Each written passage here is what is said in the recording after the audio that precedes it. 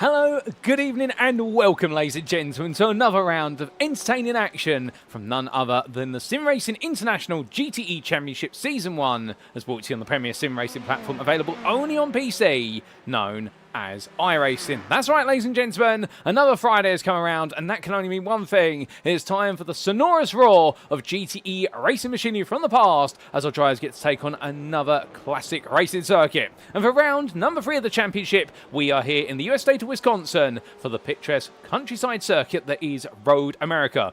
4.04 miles in length and 14 corners in total. It is one of a very limited number of circuits since its opening in 1955 that has retained its original layout all the way to the modern day. That's right, the circuit you see here today, whilst the furnishings and the tarmac may have been relayed, the actual layout itself has remained unchanged. The only thing that has changed technically is the introduction of a chicane just before the infamous kink at turn number 11, but that's been introduced to lower speeds, particularly for racing on 2 wheels rather than 4, but the circuit you see our drivers take on today is the exact same circuit layout which drivers would have taken on all the way back the best part of what would be none other than 71 years ago. So this is a circuit absolutely enshrined in history, and our drivers today, as they take it on, will be looking to make history themselves in the first endurance race round of the season. But as we get set for our third round of the championship, we of course welcome you to this broadcast live from the circuit side as you tune in via YouTube. Go into youtube.com and search for SimRacing International or SRI, and you can be tuning in there and join the likes of many tuning in on a weekly basis as we do say hello there to the man who got into pole position in the chat, and that was none other than Justin Noel, remarking on the fact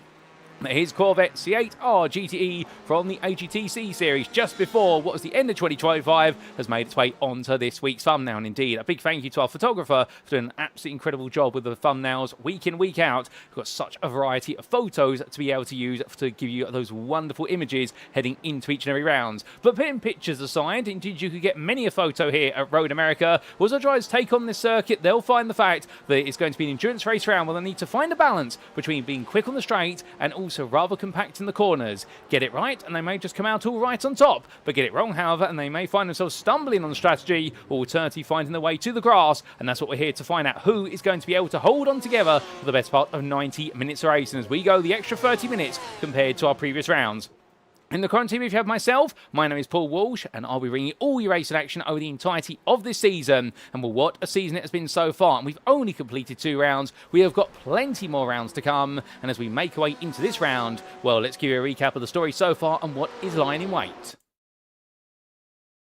So we gradually make our way down the calendar. Last time out on the 9th of January, we were at the Virginia International Raceway's full course, and that was an absolutely incredible round. After the slipstream-focused round of racing at Daytona, it was a very different complexion at a circuit that doesn't offer too much road racing room to enable drivers to go 2, let alone 3 wide. But in the end, we saw plenty of battles, and in the elite class, where it was Mirko Bortolotti who made it 2 wins out of 2 there by holding on despite the rather intense charge of none other than Callum Lux, who absolutely went all in to try and chase him down, but in the end it was none other than Martin Stattmann and Tim Perry who wrapped up the rest of the podium, with the 2 of them enjoying a brilliant battle in the machinery. Meanwhile, in the pro class, well, it was bad luck that struck once again for Angel Ordonez, as whilst he took pole position by quite the sensational margin and was running inside the top 5 overall for a good portion of the race, a technical retirement on the car meant the door was opened up, and we once again saw the protagonists of Daytona, Benjamin Massey and Rene Russler, go battling, and it was Massey who made it 2 from 2, just ahead by 1.3 seconds at the finish line. And as for the interclass, well, Flavien Tieffry there absolutely dominated the way in the interclass. However, that was in the past, because whilst he may have taken pole position by a sensational margin and gone on to win the race, well, because of that performance, he's been moved up to none other than what is the pro class. And it means coming into this round, it is a whole new bag of battling in the interclass. However, the good thing is we saw plenty of that at VIR, and many of the drivers described the race at VIR as more of a case of who was able to make the least mistakes, as well as be able to battle with their peers, rather than being the outright runner for what was second place, but eventually promoted to first place with Tieffry's promotion to the pro class. And we got to see some absolutely impressive displays from none other than Andrew Fellows, Bruno Key, John Ludbrook, and Pinto Sombor Levente. And I do wonder whether we're going to see even more impressive performances today now that the door's been opened up even wider. But it is the 16th of January. We have made our way to Road America, and after this round, in a week's time, we'll be making our way to Road Atlanta. Indeed, we've stayed in the USA for the opening 4 rounds, and indeed, we are already hitting the big hitters of the USA, after which we'll finally make our way out of the country a bit southward to the Mexico Grand Prix circuit. But still, more on that at the end of January. Because as we come into this round, well, if we talk about our calendar and about the recap from last time out, we need to talk a little bit about our standings, which are now readily available, and we can show you those, and here they are. So starting off with our Elite Drivers' Championship standings, what we can see here is that Mirko Bortolotti, with 2 wins out of 2, the GAZX Racing Team MCM driver right now, is leading the way and leading it comfortably. However, Callum Lux, by comparison, for Jens Brothers competition, he sits in second, and knowing that it was not his round to be in the end, because he was the second fastest on pace at VIR, but he wasn't the second best on strategy. Instead, that went to Tim Perry, and that's why the gap between the 2 drivers is now only 3 points. The Altitude 3M esports driver, despite the struggles over long distance to the BMW M8, he proved once again it can be a capable weapon in his hands, and the English driver there getting very close and towards that second place in the championship, but knows there's more work to do today, particularly in a 90-minute race round. Martin Stattmann kept Perry honest, and the 2 of them have had a rather interesting relationship over the first 2 rounds, with Perry really being the man to pull Stattmann along at Daytona, whereas at VIR it was the other way around, and that's what enabled Perry to leapfrog ahead of the Austrian driver from GAZX Racing Team MCM and make sure he could finish ahead right at the finish line. Miguel Leon sits in 5th for Enosis Esports, and Enosis Esports have had their rank and file buff today, with Angel Dornes joining the team as well, so we look forward to seeing how the trio now get on, without Parish being the other driver for Enosis Esports down in 10th place. But between the two elite drivers, Olivia Dean sits in 6th for Cube Racing Team, and after what was a brilliant podium finish at Daytona, the Ferrari driver had a nightmare day at the office at VIR. Nothing seemed to quite click together, and he'll be hoping that things can go back to normal today. The same for his teammates, Savell and Depeche, whereby the Cube Racing Team driver, if Dean was going to have a difficult day, it seems though he was joined at the hip with his teammate, and both of them there struggled to finish inside the top 10. Marinko Jordanovsky took into 8th place in the end because of the fact that 6th place finish last time out offset a difficult 13th place finish at Daytona, with the German driver there for Gazix Racing Team JRM, and the 3 letters there added to the team names being essentially the first names, I do believe. In fact, the second name initials, the initials of those names being joined together for the teams, and he's just ahead of Joris Pietersveen there by a single point, the Dutchman in 9th. Then we do have Albert Prish, who rounds off the top 10, and then in 11th and 12th to complete your top 12 of the elite standings, it is Pete Edwards for HTS Racing, who wasn't on the grid last time out, and Pedro Luis da Silva for GPEX SimSport Onyx, who sadly came to a bit of a demise right into turn number 1 due to a big concertina effect, and indeed several drivers getting caught out, none more so perhaps than what was one of the big names in the interclass that round, and that was James Bostock, his teammate. But going on to the pro class meanwhile, well, the complexion here, it's a little bit similar on their headlines. Benjamin Massey has had 2 wins for Inox Motorsport, with Rene Rosler having 2 second places. However, whereas in the elite class, Mirko Bortolotti has already controlled the proceedings in both of our rounds so far, Massey and Rosler have both been very close together. And also keep in mind, you have to caveat this with the fact that the man in 9th place, Angel Ordonez, the Moon Racing Team driver, he has not had things click together the way he's wanted them to, and the bad luck last time out at VIR with that technical retirement, following up from his early spin at Daytona, but always you would imagine that the Spaniard would be right there with them at the very top of the championship standings. So therefore his game's got to be to try and catch up to them, whilst Massey and Russell are going to go toe-to-toe once again tonight, or so we believe. Don't rule out, however, all the other drivers between the 3 of them on this order, including Jan Lintz, who sits in 3rd place at the moment for Gazix Racing Team JIM, and indeed picking up his first top 5 last time out. He'll be looking to move forward and chase down the podium. Don Hunter, the privateer, well, we won't be seeing him on the grid anymore for the remainder of the season, sadly, as I've been informed earlier today. He's opted to retire from the series due to personal circumstances, but we're grateful to have seen Don on the grid, and we wish him all the best, the American driver. And then we do see in 5th place there, none other than Flavien Thieffry, and well, the Frenchman, he having been promoted, his results have been adjusted as a result of that promotion, and he already does have to his name a 3rd place Pro Class podium from VIR, which was the promotion from the win in the Interclass, and well done to him on that promotion. Indeed, he's very eager to take on his pro peers, and I suspect he's going to be the one that everyone is watching today.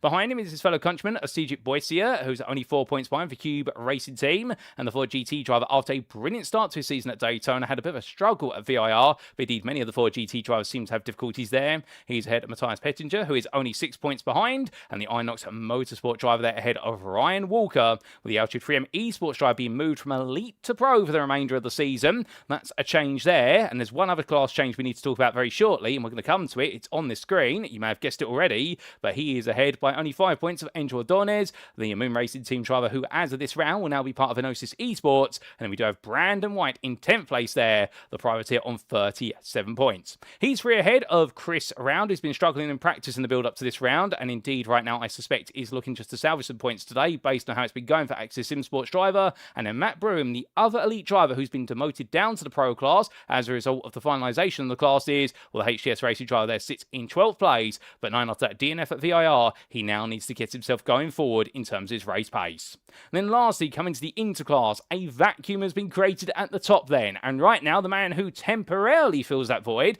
but he'll be hoping he can fill it permanently, is none other than Andrew Fellows for GPX SimSport Xenon, who with a 2nd and a 3rd leads on 85 points. However, Bruno Key with that incredible podium last time out, with his consistency in the BMW for WP300 Esports being demonstrated, well, the Chinese driver now has a 2nd place instead of a 3rd place, and he's only 4 points behind. Marcus Singandong as well. He's definitely had a good run of results so far. We're 5th and a 4th, the Mellow Motorsports driver right now. If he's going in that sequence, then surely tonight we should be expecting a 3rd place. If not, Brian Beardsworth might be aiming for it, given the fact he's had 2 6th place finishes so far, the privateer, and he is 9 points behind and only 10 ahead of Pinto Zombo Levente, with the Hungarian driver having a bit of a difficult season open over that retirement. However, he bounced back, and what was a 2nd place in the end at VIR has now been upgraded to a 1st place, so congratulations to him. I believe he'll be VAPs absolutely ecstatic about that. If he hasn't been told already, when he finds out, well, that's going to be a huge result at VIR, and he earned it the hard way, given the fact that he found himself in the grass several times in that race when it wasn't necessarily his own fault. We can see John Ludbrook, well, his win at none other than Daytona wasn't followed up by anything at VIR because he wasn't on the grid. The GPX SimSport Xenon driver on 50 points alongside Levente. And then we do have Chris Susky in 7th for China Shop Racing, who came on very strong at VIR, but a late error cost him in the pit lane, where in the end the team opted to put a whole new set of tyres on the car in blazing conditions. It was the safe call, but the problem was he lost a lot of places and he could have been on potentially for a podium if not the win. Eddie Theobald sits in 8th place, just behind him by 3 points, and it's James Bostock for GPX SimSport Onyx, who had to retire at VIR after the open lap incident completely scuppered his intentions of chasing the podium, and Logan Timberlake completes your top then for Sim Party Racing, and with that 5th place last time out, he's now getting the momentum going. Chris Keenan for MRC and Craig Tillison for Verano Academy complete your top 12 in the interclass. And then lastly, let's talk a little bit about our top 10 teams. And as we can see, looking from left downwards and then to right downwards, your top 5 right now, and those who would take the trophies away at this point in the season, are the Kazakhs racing team pair of MCM and JRM, with the leading team there really trying to run away with Bortolotti, Stattmann and Ablasa all picking up big points so far, and the JRM team meanwhile are acting as a bit of a rear guard, and they'll be hoping they're able to fend off the intentions of the Inox Motorsport pair of Matthias Pettinger and Benjamin Massey, who are very close in their Ferraris. GPX SimSport Xenon meanwhile, they really lead the rest of the field in the pursuit of the top 3. They are only 12 points ahead of Altitude 3M Esports, and well, I can tell you one thing, the very pink and blue machines, they've been looking very quick across the board so far, and I suspect we can expect plenty more from them here today. In 6th place, it's Enosis Esports, and with Angel Adonis joining their ranks, they have moved up the order from 8th to 6th going into this round, had a Cube Racing team by 4 points, and then it's a sizable gap there to the best part of 24 points to the Jens Brother competition team of Callum Lux and Julian Eichenlaub, and unfortunately, I don't think we're going to be seeing Lux on the grid today due to personal circumstances, and indeed, I think several drivers perhaps getting themselves ready for the Daytona 24-hour GT3 race event that's coming this weekend, so therefore there's a lot of priority calls having to be made amongst teams, because a lot of these teams of course compete in a whole host of series in parallel, including our GTE Championship. Mellow Motorsports and GPX SimSport Onyx complete your top 10, and well, for the 10th place team, they've got to keep in mind the fact that they are not safe in that 10th place, because they are currently only 3 points ahead of Sim Party Racing, who have HTS Racing only a single point behind, albeit those two teams are not on screen. So that is a recap of our standings then coming into this round. So the last thing we need to talk about is our host circuit, and it is the full course of Road America. 4.04 miles in length or 6.51 kilometers, and located near the village of Elkhart Lake in the Sheboygan County of Wisconsin of the US of A. This circuit map provided to us by iRacing.com. A huge thank you to iRacing, not just their brilliant simulator, but also the absolutely superb track map that comes with it. Well, this circuit is definitely synonymous with national and international motorsport in the US of A, regularly visited on an annual basis by the likes of the IMSA Sports Car Championship. Muzzle drivers take on its 14 corners. What they'll note based on the circuit map is that this is a circuit which does require drivers to run as low as downforce as they possibly can get away with, because it does have several long straights. However, a little bit of rear wing can go well in the middle section of the lap, particularly from turn 5 all the way to the kink of turn number 11, but beyond that you need to be at the maximum top speed you can be, just for the simple reason with the long straightaways there's plenty of opportunity to gain ground on your rivals and look for a pass, and that's exactly the balancing act that our drivers need to play here. And also there could be a big factor of fuel saving and tyre management around here, given the fact it's still a relatively hot day, and on top of that, well, over 90 minutes saving some fuel can be worth a lot of time come the checker flag. But whether it be the run of the marine sweep all the way down to turn 5, or the infamous kink at turn number 11, the fastest corner on the circuit, or Canada corner at turn number 12, we can expect plenty of battling and racing action from lights out to checker flag. But with that, ladies and gentlemen, well, we set the scene. Let's make our way back to circuit side. And as we do head on back, well, we're right in the midst of qualifying at the moment, and it is currently, well, this is a very different run of form compared to what we're used to, in the fact that Miguel Leon is currently the fastest driver in this qualifying session, and we are waiting to see if some other drivers can get a bit close, but it does look as though, at least at the moment, as I double check my entry list for today, we may not in fact have on the grid here our championship leader in the elite class of Mirko Bortolotti. Now do keep in mind that these endurance race rounds, well, they are droppable, however, they are worth 1.5 times the normal points, because the race distance is 1.5 times the normal race time distance. So that's why you want to be on the grid for these endurance race rounds, because they are worth more points than normal, and it's definitely going to be interesting to see. But I don't think we have Bortolotti here, so therefore he's going to be dropping one of these endurance race rounds by default, and that could be a big cost. But who will fill that void then? we'll have to see as we see some more drivers make the way around, as we do say hello there to none other than Kitty Mads. Well, I think that's Kitty's Mad, I should say. I always get that Z in the wrong place there. I promise you I'm not dyslexic, just slightly tired eyes there and trying to read a YouTube chat. But either way, good evening to you, Kitty, and well, I'm doing well, thank you, and I'm actually excited for today. I always am. There's one thing about GTEs on Fridays, and that is they, no matter how tough a day I've had, they always put a smile on my face. Here in these machines in 2023, before the era of filtering exhaust notes was a thing as of 2025, many of you may remember the fact a lot of complaints in the 24 Hour of Le Mans were the filtering down of the exhaust notes of cars. Well, these definitely are the cars from a bygone age whereby the roar of their engines, whether it be 6 cylinders or 8 cylinders, is absolutely unforgettable. But John Ludbrook makes his way across that timeline. He's currently the fastest of our inter-drivers in 25th place overall. Well, we also do look a bit further down in the inter-class to Craig Tillotson, who previously has gone well in other series here at Road America. This does seem to be a bit of a hunting ground for him. And right now, the number 34 BMW M8 driver for Verana Academy, well, he's looking quite good here, and he's not too far off of a potential 5th place in class. Given Theobald is only 400s faster than him, and then Brian Beardsworth is a further 2.5 tenths. But 2.5 tenths around here can be found very quickly. It all comes down to a good corner exit, typically, as my goodness, Tillotson is pushing there coming out of turn number 3. You could see the body roll of that BMW, where essentially the car was leaning on corner exit. That's how quick he's trying to go, but he is going to find a bit of a crowded run down towards turn number 5 here, but a lot of drivers see him coming and move out the way immediately, which is good to see, and Tillotson might be able to put a very good lap here together. We will wait and find out when he gets to the end of it. We also do say hello there to AST Loaf 9351, who says, hey, I'm in P10, and we're not quite sure which of the standings we're talking about there, but nonetheless, good to have you with us, Loaf, and looking forward to seeing you on the grid today if you're joining the grid.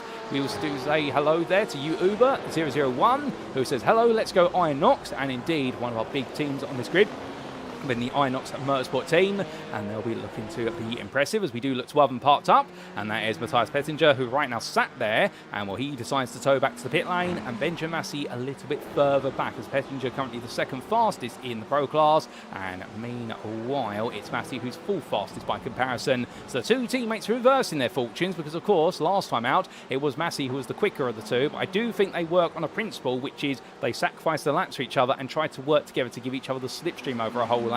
They really do have it all worked out to Inox Motorsports. It's absolutely brilliant to see. It's one of the most, team-focused teams out there. And I know that sounds a little bit odd to say that, because teams are quote-unquote team-focused, but they are really a pair of teammates whereby in qualifying sessions they always try to find each other, and when they do, they can put together some incredible laps.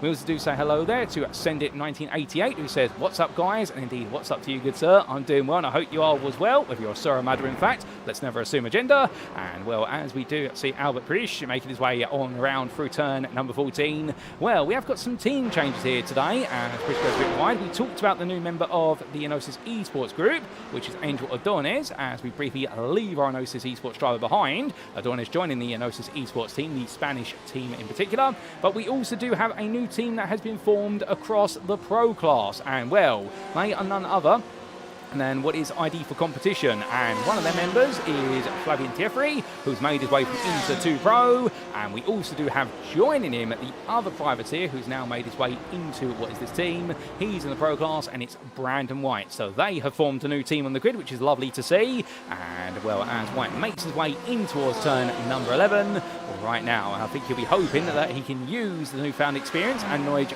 joined with his teammate in order to be able to move up the order, because the wonderful thing about being with a teammate rather than a privateer is the fact that you can really talk to another driver and get to know things inside out. That's all part of the game plan, and we look forward to seeing whether the 172 driver is going to be able to do that, and whether we'll see him gradually move further and further up the order as the season goes on. It may inspire him. Not to say he's not inspired, to be fair, but there's always a little bit of extra motivation when you have a teammate to work with and a team to try and perform for, but he won't be motivated by going that wide. Coming out of what was turn at number 14, I somehow get the feeling he was perhaps assisted a little bit there, and well, that might have been a bit of a surprise for the Cube Controls machine making his way on through, but meanwhile, as he makes his way onto another lap, he'll try and get the dirt off the tyres as quickly as he can. But we talked a little bit about John Ludbrook being the visual pole sitter in the interclass, and the fact that right at the top it's Miguel Leon who's currently the fastest overall and in elite. But where is our fastest driver, meanwhile, in the Pro class? Well, it is Angel Adonis. He is currently in the pit lane. In fact, he's just leaving now with his new colours on the car. That's lovely to see. And, well, the Alosis Esports red shines bright here on the number 106 driver. And, well, what a season it has been for him so far. It has been a challenging season, no doubt about it, as he now blends back in towards turn number 1. It is a short pit exit run, but the problem is you essentially exit out to the inside of turn number 1, or what is that zone. And that can make for a lot of interesting moments in the races in particular, where if you do have a driver coming out the pits as somebody's coming along, battling with another, well, you almost end up with this rather, what is condensed 3 wide at very short notice. As he makes his way downwards, right now in towards that turn 5, it's a long run and he'll be warming up those tyres, and then the next time around he will go full attack. But speaking of going full attack, we need to get you an on-board lap with one of our drivers, and in fact, as Matthias Pettinger makes his way through, he brings with him Benjamin Massey, and onto a lap they go, and on board with Massey we go, ladies and gentlemen, for a flying lap here of what is the Road America circuit. So across that time, and he goes in 6th gear in his Ferrari 488 Evo GTE, and getting ready for that turn 1 braking zone at 166 miles an hour. He's onto the brakes, 150 meters of corner apex, drops from 6th to 4th, and now back on full throttle as he makes his way down the hill in towards turn 3. Keep the car as far left as possible as you dare. Brake about 80 metres from corner apex down to 3rd gear. Feed the throttle back in at the apex, and now full throttle all the way down towards turn number 5. Following the toe of his teammate there, the gap between the two of them approximately about 7 tenths, and this will be helpful for Massey as he'll gradually gain. Sweep slightly over there to Tim Perry to pick up a side draft, and now down towards turn number 5 he comes, and braking there at what will be about 170 metres from corner apex of 166 miles an hour through turn number 5 in 2nd gear. Up the hill he goes, and now it's into the tight section. Braking nice and early for the Corvette billboard there because it is a rise, otherwise the car will slide loose and understeer, as he makes way out of 6 now into 7.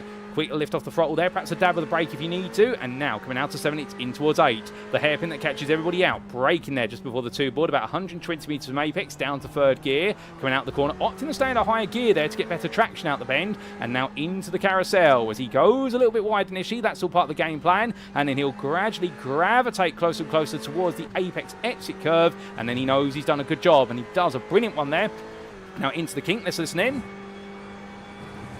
No lift whatsoever. They're full flat out. A light fuel load and warm tyres. That's what we love to see. And Benjamin Massey right now carries on his way in top gear, heading down towards Canada corner at 169 miles an hour. He goes onto the anchors without locking up, down to 3rd gear, coming out of the bend, and now all the way through the slalom here at turns 13A and 13B, left into right, and he comes over the crest and now swaps his way into the right-hander. It's hard on the brakes with a bump in the road, always unsettling the car, but not so for the Ferrari and Massey as he exits out and will fight for a little bit of power oversteer there, but what a lap from Benjamin Massey. That's been absolutely smooth. He's had a good middle sector, but his final sector has not been an improvement. So where is this going to put him when all is said and done? And the answer is, well, it's going to move him into 12th place overall, and what is 3rd in the Pro class. A lovely look there for Massey. However, parking it up on the racing line, that's not going to go down too well. The driver who came up behind him there, I think he'll get away with it that time. However, understandably, I think there might be a word to the stewards after that one, as I think that was Pinto Sombo Levente, who in the end got caught out a little bit. However,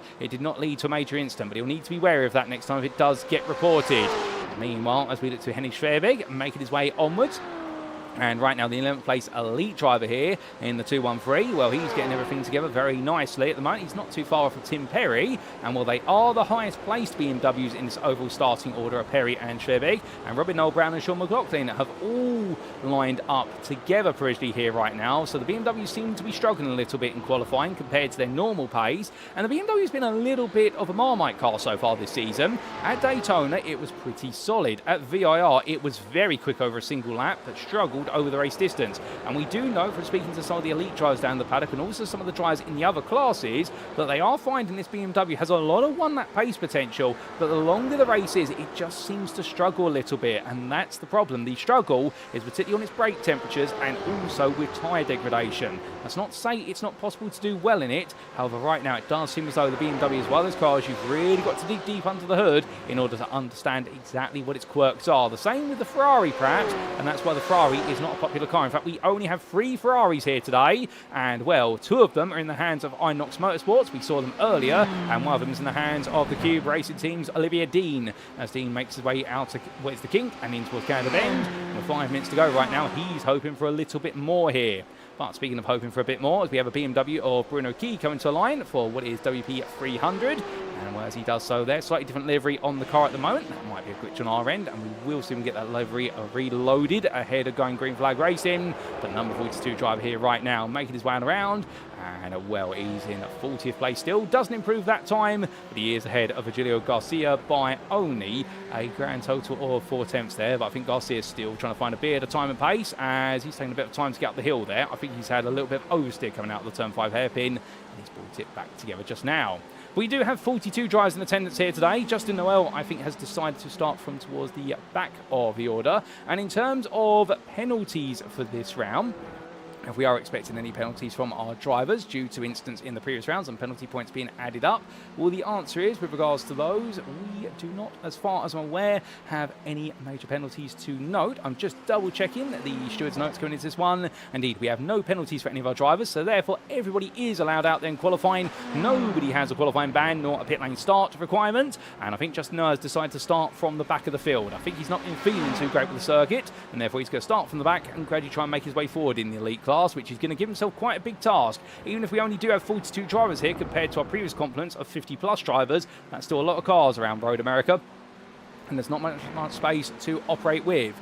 But as all drives head towards the end of this session, well, what we can do at the time we have available is bring you another onboard lap. And in fact, we have brought an onboard lap in the Pro class, so how about we bring you an onboard lap in one of our other classes as our drivers cool themselves on down. But who do we bring it with? Well, I think we bring it with the man we're looking at, perhaps Virgilio Garcia, or do is, in fact, he goes over to the right-hand side there. He might be on what is a cool-down lap before going on the attack once again. So instead, we're going to head to none other, one of our other drivers. There's Flavien Tefri coming across the line. Does he improve from current 20th place? No, he does not.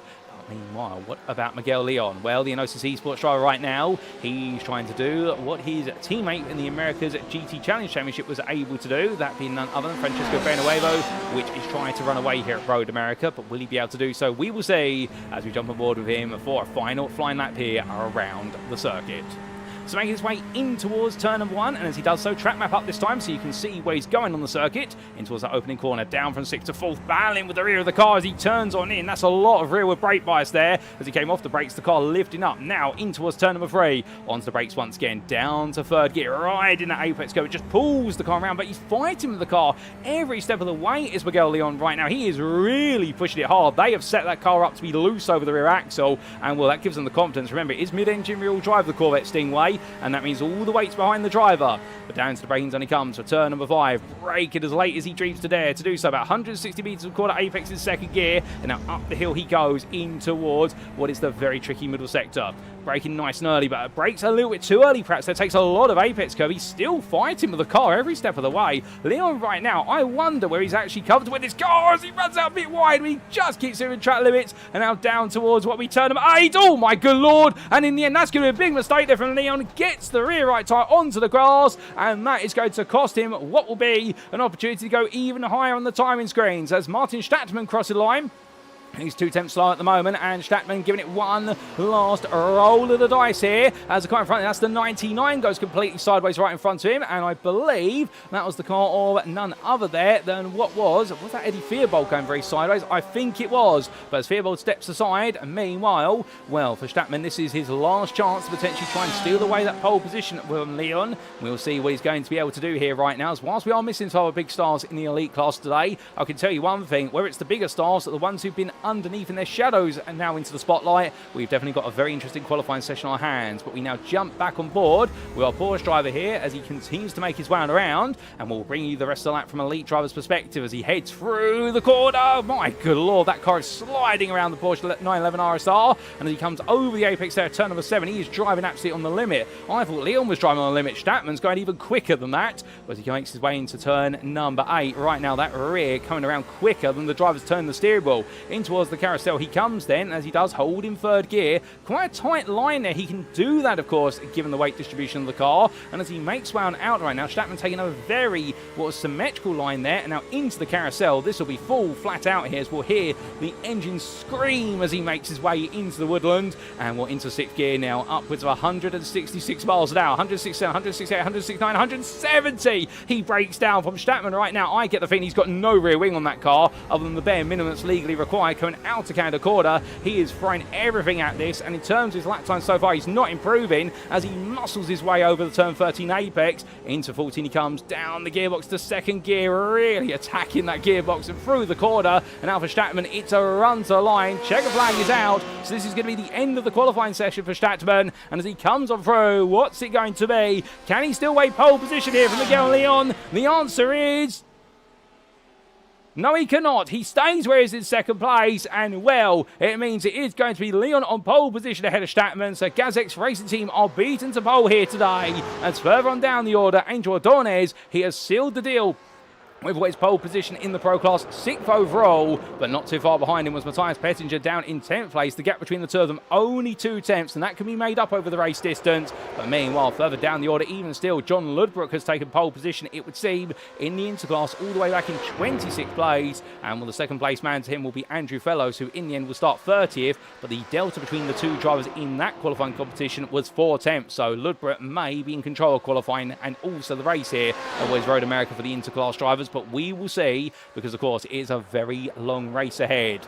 And as we do have a couple of drivers just finishing off, Tim Perry right now on his final turn of the circuit, and well, I can understand if right now he's hoping for just that little bit more, because he is going to be the best of the BMWs, no question about that now, given the fact that all the other BMWs in the pit lane. But he wants to try and get into that top 10 if he can. But Perry, for all the composure that car has for Altitude 3M Esports, I don't think he's got enough here to be able to get it closer to the top of the timing tower. And as he comes across line for Perry, it's not going to be an improvement, and that is his qualifying session complete, ladies and gentlemen. But with that, that wraps up qualifying here at Road America. And well, it is going to be Miguel Leon, who's your overall pole sitter. 6th place overall is to your pro pole sitter, Angel Ordonez, and then in the end, it'll be 26th place overall to your inter pole sitter of John Ludbrook. But now, of course, we've got a bit of a brief breather because we've got a 5-minute break before we do go racing for what will be 90 minutes of racing action at Road America.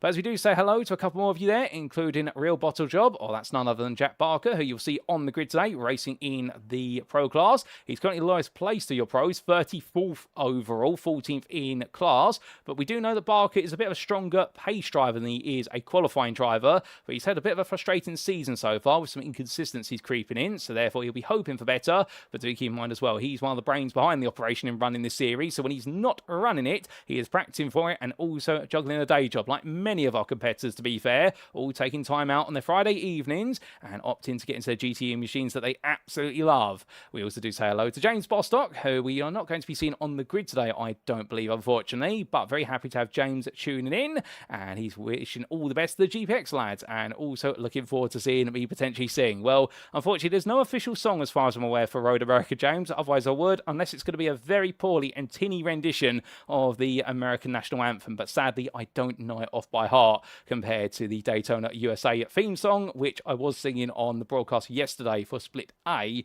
when they took it on in round what was number 2 of the Season 11 GT3 series. And, well, I might end up singing it again on Sunday in the UKSR GT3 series as well, given the fact they are at Daytona for that. We also do say hello there to none other than Gail H, who says, let's go Altitude, cheering on Altitude at 3M Esports. But as all the drivers cool on down, ladies and gentlemen, we're going to take just a small breather in the background here. And if you haven't had a chance yet to take a bit of a breather yourself, definitely recommend that you do so, just because, of course, we've got 5 minutes in which we are waiting to see what's going to unfold in terms of this warm-up session for our drivers. Does anybody decide to go out there and give it one last blast, or do they all decide just to keep things nice and cool? And then after that, well, we will be going green flag racing for what will be the best part of 90 minutes of racing action. So all the drivers, well, they'll definitely be thinking to themselves that there's going to be a great opportunity here to try and land some big points. And as we said earlier, we are missing a few big names on the grid today.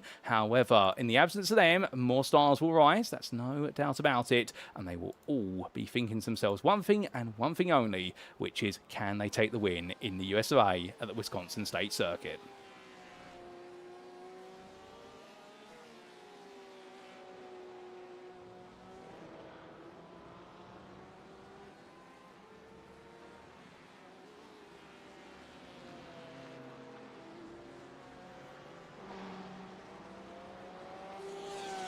And just taking a breather there of my own, ladies and gentlemen, taking my own advice, which is to go grab some water before we do get ready to go racing. Well, everybody is absolutely set and itching to go, no doubt about it. But as we do look at some of our drivers putting in some times right now, well, we can look there to none other than Sylvain Depeche. He's out on the road, and well, he's had a reasonable qualifying session, albeit with 3 minutes to go. The Cube Racing team driver does as he normally does, which is tries to get every single lap he can in before he goes racing. I can tell you one thing, there are some drivers who just have this relentless desire to be out on circuit, even if it is a warm-up session. They just want to be out there delivering laps, whereas others, meanwhile, they prefer to sit in the pit lane. As we briefly lose Depeche, and hopefully that's not the sign of something to come. I think it was just a brief blip, to be fair, but normally when we do see a driver disappear and then reappear from the eternal ether, what it can mean is that there is a risk of a disconnection, and that would be the equivalent to an engine blowing up essentially in real-life motorsport. Nobody wants to see it happen. Of course, it is one of the surprises, mechanical failure of motorsport, that keeps everybody guessing, and well, technical failures with regards to software, hardware, you name it, they are the sim racing equivalent. But as we also do say hello there to Richard Vars, who's cheering on none other than what is the man who took victory in the interclass when things were recalculated after VIR, of none other than Levente. Well, we look forward to seeing the Hungarian driver out there looking to give it a go for gold. But where is he at the moment, I hear you ask? Well, he's currently in the pit lane. He's not going back out there. He's decided just to stay out of the car. Indeed, the team are keeping it under the wrappers at the moment.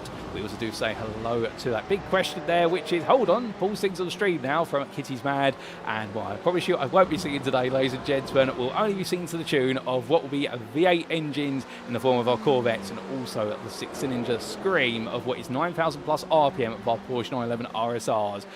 And well, there's no album coming out soon either. I promise you that. That's not a joke. There is no album whatsoever coming out with regards to me doing singing. I am not entertaining a musical career as far as I'm aware, or if I have been made up to do this, well, goodness me, there's going to be some classical Christmas hits on it at some point. But either way, that's a long time away. We're in January, not December, and as we lose track of that and come back onto the track which is here, we do see none other than HTS Races Matt Broom in the very lovely liquid Porsche there, making his way along, as we also do say hello to David Brown, who is here to cheer on none other than Joris Petersveen. Well, that's definitely a man who we can definitely associate with here. That lovely livery on the 251 machine. And, well, absolutely blazing red hot is that Porsche based on the livery. Albeit his season right now perhaps hasn't been as red hot as he wanted it to be. However, credit where it's due to him, whilst he hasn't been snatching the headlines at the front of the elite field, he's been enjoying plenty of battle into the bottom end of the top 10 in the elite class, as he does get a lap on the board there. And, well, that's just a little bit of a research lap for him. And several drivers are doing research laps at the moment.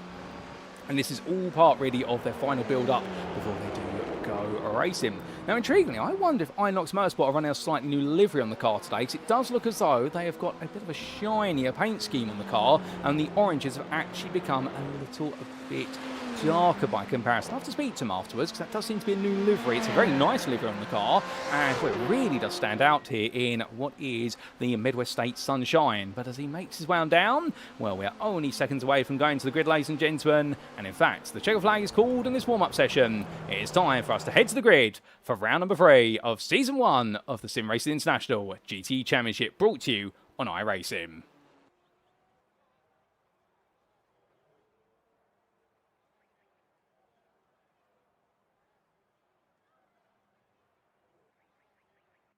So as all of our drivers make the way onto the grid, this is how they'll line up for our third round of the season. Taking pole position for the first time, it is Miguel Leon for Enosis Esports. A brilliant pole lap that, a 1 minute 58.311. He'll be absolutely pleased with that, no doubt about it. He'll be joined on the front row of the grid by Gazek's Racing Team's MCM machine of none other than Martin Stattmann, who begins this one in second place, knowing that his team have left him responsible for trying to continue the theme of taking overall wins for this season. Behind the Austrian driver, it will then be Pedro Luis da Silva, who starts in third place for GPX SimSport, and he knows the craft that he's got to put on is to try and thread his needle between the two in front of him. But if he does not, then the man who could be threading the needle instead will be Sylvain Depeche, who starts in fourth place for Cube Racing Team, his highest qualifying points of the season, and we do know that the Frenchman does love Road America, and he could prove strong here. Then on row number 3, it's going to be none other than Olivier Dean for Cube Racing Team, who is joined by Angel Adornez in sixth place there for Enosis Esports, and well, the pro pole sitter Motor carries on the theme from VIR, which is to land himself right inside the top 10. However, he's not alone in the Pro Class inside the overall top 10 today. And you'll see behind the Spaniard, well, firstly, there's an all-elite row on row number 4 of Joris Peters Veem and Enosis Esports' Albert Prisch. But then on row number 5, there's the elite of none other than Chad Henson for Los Dos Privado, who takes his best qualifying points of the season. And then it's Inox Motorsports. Matthias Pettinger, the second of the pro drivers, he creeps into the top 10 today. Outside the top 10, in 11th, it's going to be Adrian Vlot, the HTS Racing driver, ahead of Benjamin Massey, the Inox Motorsport driver, rounding off that 6th row. He's third in pro, and it's an all-elite row of BMWs of Tim Perry for Altitude 3M Esports and Beast Racing's Henning Schwerbig, who round off what is row number 7. Behind the BMW drivers, it'll then be another BMW of Robin Noel Brown for GPX SimSport, and also the BMW there of Scott McLaughlin for HTS Racing. We then do have Pete Edwards starting in none other than what is 17th place, and well, it's been a bit of a struggle in qualifying for the HTS Racing driver today, but hopefully in the race he can make up the ground. He'll be in the company of Jack Wells of Beast Racing, who starts 18th, a little bit behind his teammate of Schwerbig. Then completing the top 20, it's none other than Dominic Singendonk from Mellow Motorsports, and none other behind him will be in 20th place. Well, that's going to be the machinery of Thorin Kroll for Beast Racing.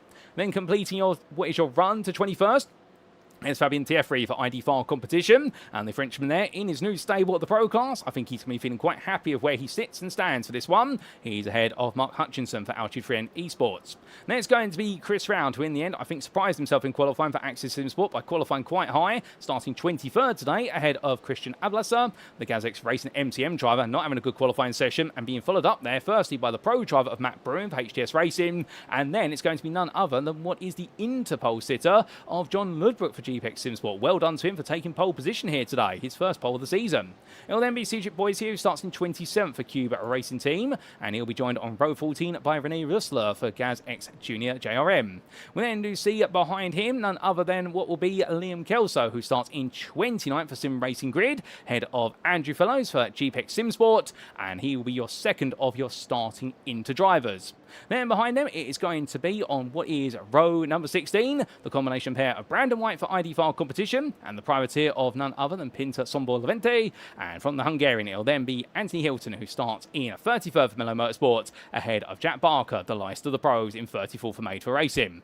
Behind him, it'll then be an all-inter-row, and it'll be the theme of this all the way to the very end, bar one driver. Logan Timberlake begins this one in 35th for Sim Party Racing, ahead of the privateer of Brian Beardsworth. Then it's going to be Eddie Theobald, who starts 37th, ahead of Rhino Academy's Craig Tillotson, with none other than Marcus Singendonk starting 39th for Mellow Motorsports, ahead of Bruno Key, who has his worst qualifying points of the season, but expect him to come on strong in the race. And then on your final row of the grid, 41st and 42nd, it is Virgilio Garcia, and the driver who opted not to qualify, Justin Noel, who starts 42nd, and if he does start this race, well, he has missed the formation lap. He'll be starting from the pit lane. So here we all go, and in fact, he's just confirmed, Noel, that there's been an issue with his PC, and as a result, we may have lost him. Hopefully, he can get back on the grid in time, but ladies and gentlemen, as our drivers wind their way on down, we are not too far away from going green flag racing here, and well, everybody absolutely set and itching to go. The formation lap is gradually coming towards its very end, and as they make the way along, well, right now, Miguel Leon and Martin Stattmann, they are the two who are going to get this very hungry field of 42 GTEs underway, and well, it's going to be an absolute roar here through the countryside. All the birds nesting in the trees, they are definitely going to feel the vibration through what is their breast of what will be all this machinery. The crowds will find it as well. You guys and girls at home will be eager for this. We've all waited for this. It's 90 minutes of racing here at Road America, and it's over to Miguel Leon to get us underway.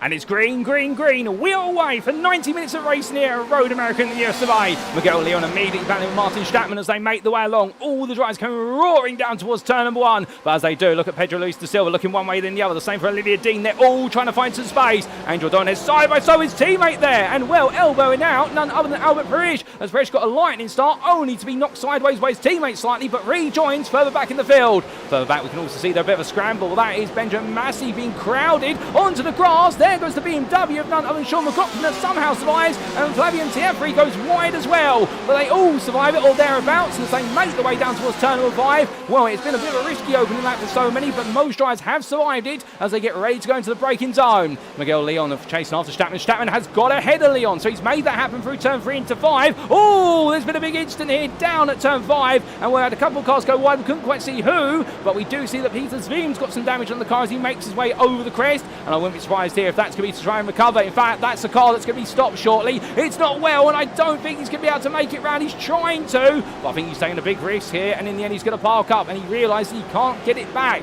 He's going to have to tow it instead. We'll get a replay of all that and plenty more. There have been some shunts further down the order. It's always to be expected of Road America, but given the fact that this circuit doesn't offer the most space to race, well, sometimes it is going to go a bit wrong, but still, those who got it right, they will carry on. And right now, Sylvain Depeche and Angel Dornes are right together here as they come in towards the King for the first time. And this will be with full fuel loads and dirty air for Depeche, so therefore he's going to be thinking to himself, right, there's going to be a lot of dirty air, but he's got the pace, and the Cube Racing team driver is going to try and go around the outside of Depeche, and in the end he gets it, as Adonis does not fight it too hard. But Adonis does need to be wary of the fact that he's going to have pressure from Perry behind, and Pettinger in particular, who's only 2 places off of him right now. So Adonis, whilst he's really been leading proceedings in the first couple of rounds when it's gone right, well, here today right now it's gone right for him, but Pettinger is right behind him effectively, separated by an elite driver. So after one lap, there will be plenty more of them, I swear. We do see that Martin Stattmann leads them by 7/10. He's trying to run away ahead of Miguel Leon. Then it's Pedro Luis da Silva ahead of Olivier Dean. Sylvain Depeche completes your top 5 over an elite. Then we have your pro leader in 6th of Angel Dornes ahead of Tim Perry. As we see leaving the pit lane there, that is going to be Virgilio Garcia, who's had a difficult start. Perry goes wide. He goes very wide. Was he knocked, or did he make a mistake of his own volition? I don't know. But he rejoins, and that shovels the field because now Pettinger is right behind Ordonez, and then Schwebig, Perich, Edwards, that's your top 10, and Perry falls to 11th place. Further down the order, your leader of the Interclass is still in 24th place. It is none other than John Ludbrook here, ahead of Flavien Tiefri, and Tiefri right now will be looking at this race and thinking to himself, why is it I'm not in the Interclass anymore? Because he would be right in the thick of all the madness of the Interclass, given the fact he's got Vince Sombo Levente and Logan Timberlake right behind him, and Jack Barker's had a good start. He's already up 6 places in his Ford GT for Motor Racing. You can see him there just in the rear of the camera shot, so he's now starting to move forward. But Ben Jamassi has been one of the victims of the start of this race, had a few victims as Timberlake looks up the inside there, Levente, and the Sim Party Racing driver. Well, the team will be very happy with that one, because of course that's how he started off his day at VIR. He made a lot of progress, only for that progress to regress as the race went on, but he definitely learned from it. Oh, it was a race where it was a big educational experience for him, and can he find even more education here today, and can he go to a winning way? Well, we will see. As he comes down to that braking zone, Craig Tillotson as well. He's been one of the stars of the start of the race. So Chad Henson looks up the inside. And, well, if you're the Verano Academy driver here, I think you'd let Henson go. You would not fight him for the simple reason being an elite driver. But in the heat of the madness, understandably, sometimes the red mist descends. But Tillotson does let him go in the end. And that's going to be important for later in the race, because now Henson can pull him towards Fellows and Beardsworth. And indeed, Tillotson may be able to make even more progress. But as I head onwards, we do say hello to Verano Esports official YouTube channel there. And good evening to you, good sir, and madam running the account. Very happy to hear from you guys as well. And as all the drivers make the way on, well, it's been an exciting opening 2 laps, I can tell you that. But there's more excitement to come as Matt Broom gains another place there. And that's on Anthony Hilton, and right now swap of the places there for the 2 Australian drivers, and Hilton falling back a little bit as they come towards the end of lap number 2. But right now Brandon White as well with the team change there for ID File competition. Well, as he heads up the road, we can see that right now the number 172 car is looking good. However, he's got a bit of a way to go. He's gained some places in class. He's got plenty of fighting to come. Now charging away onwards, well, what we can see here is that John Ludbrook has got Flavien Tiefri and Logan Timberlake fighting, and Timberlake here, he's really coming on as the Sim Party Racing driver. We know this Porsche can be very quick on the straights with very little rear wing on it. It's a big risk you take, however, with a Porsche, because of the fact all the weight's concentrated towards the rear. However, conversely, if you're thinking it's rear engine rear wheel drive, no, it's mid engine rear wheel drive. The only modern production racing GT Porsche which doesn't have the engine over the rear axle due to FIA World Endurance Championship regulations of 2022. And as he makes the round down here right now, the 911 RSR driver is absolutely flying. In fact, to the point, I think Ludbrook's going to be thinking this and thinking, okay, where exactly has Timberlake got all this pace from? Of course, the only other thing could be that he's chomping away at his pace right now, and the problem is that later on he's going to actually hold himself back by kicking his tyres into the distance quite early on. But we will see, because of course, 90 minutes of racing here, we've normally seen the racing require only 1 pit stop in what has been our 60-minute feature races. We expect that it is likely to still be a 1 stop. Here's that Road America subject to fuel usage, but the tyres are going to be the biggest question. Because tyres over 60 minutes, they last. Over 90 minutes, they do last, but you have to do a lot of work to protect them. The more you abuse them early on, the rougher they'll feel towards the end of the race. And I wonder where we'll see some drivers opt to change all 4 tyres and then have to make up places, and others will gamble on changing none of them, and some may change only 2. You don't have to change all the tyres you change, you have the option of how many you change, but of course fuel goes in the car first, then the tyres get changed, and that extends the pit stop even more. But as oil drivers do calm down for a little bit, we look back to the front of the Pro, and it's Ordonez here with the growing presence of Matthias Pettinger. Now, if you are the second place Pro driver in that Ferrari that we're looking at, what do you do here? Do you fuel save or do you go for the lead? Well, that comes down to whether you think you are the quicker driver and you can pull away. But under braking the concertina effect, what you can see there is that Pettinger gets a little bit closer and then he falls back. So I think he is starting to enter a little bit of a fuel saving mode. But if the team on the wall, and indeed he is a driver, thinks he can go quicker than what Ordonez is doing, don't be surprised if he tries to look for a way through early on in this race and tries to then bolt away. But that's not easy here at Road America because of the length of the straight and the fact the draft of these cars is felt to the best part of 1.4 seconds. But heading on down in towards what will be turn number 5 again. Right now, Ordonez and Pettinger are close together, and Parrish, Ordonez's teammate, who I think might have a word with him after the race, given what happened between them on lap number 1. I think right now Albert Parrish is going to try and help him out as best as possible by getting involved, albeit fairly, of course. Meanwhile, we can see here René Russler battling with Cedric Boissier. He's going to go for the switchback here. Is the Gazix Racing JRM driver. And as he makes his way in towards the left-hander, well, the 107 car goes on through. And the Austrian driver in the end does get ahead of Cedric Boissier, who flashes his headlights. I wonder if they've had a little bit of a conversation earlier on. And when I say a conversation, a bit of an altercation between the two of them. But right now, Russler gets ahead. Still got a bit more work to do as he runs out wide out of turn number 8, keeps it together just for now. But that BMW M8 is definitely looking to be on rails right now. And, well, the 107 driver here is not accepting anything else other than the win. He's fallen just short of the win twice this season so far in the Pro class. He doesn't want to be a third time. I think that'll frustrate him. It'll frustrate me. But coming on through the corner there and up towards what we can at the bend shortly. Was Boyce is going to try and come back at him here in the Ford GT. We're right on board the dashboard of the 179, and right now it's 6-cylinder 3.5 litre EcoBoost engine. We're coming out of that corner. Boyce is not going to look for the move, and instead he is going to wait his turn. Over the rise here, turn number 13. You can see a much more comfortable car to run in that dirty air. Gets a much better turning angle, and I wonder where Q Racing team have opted to put a bit of rear wing on this car just to make it feel a bit more stable. Because as he comes out of 14, look at the gaps in the bottom right hand corner of your screen, and what you may notice is he's not really catching. Now, Russler does have the toe of Round and Vlock and Wells in front of him, but Boyce is losing out here, in fact, so that's a sign. Unless he's doing a lot of fuel saving here, which he may do, but it's risky if you really do come off the throttle that early. Boyce may have a car that's got a bit of rear wing on it, and what that does, it gives him all the confidence in the corners to catch up, but it does mean on the straight, unless he nails his corner exit, he will naturally be at about 1 to 2 mile an hour deficit at the top end. And that can be a bit of a gamble. You do risk running rear wing here, just simply because it helps you in the middle section of the lap, but it does come with that drawback, as we've mentioned.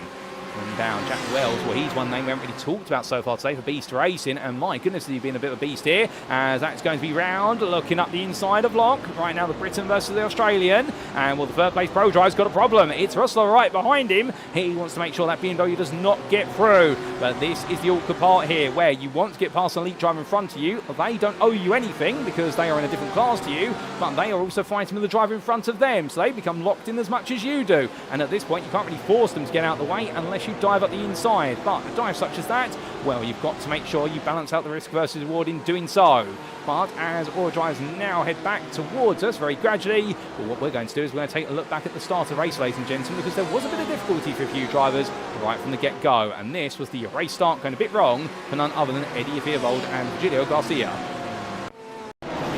This was Garcia going green flag racing, and as he did so, what exactly went wrong for the privateer here? He made his way upwards. Oh, goodness me, there was a big concertina there right at the back, and that was Fierbold, Key, Garcia, also their sing and dong. They all got caught up in that one. And can we get the on board perhaps from what was Bruno Key's perspective? The WP300 esports driver made his way out the corner. I think needed to catch up. I think they've misinterpreted the field going green at this point, and they've all come into the back of each other because a number of them held back. And I think they've all panicked a little bit on that one. So there might be a bit of a steward's review on that one to understand what went wrong.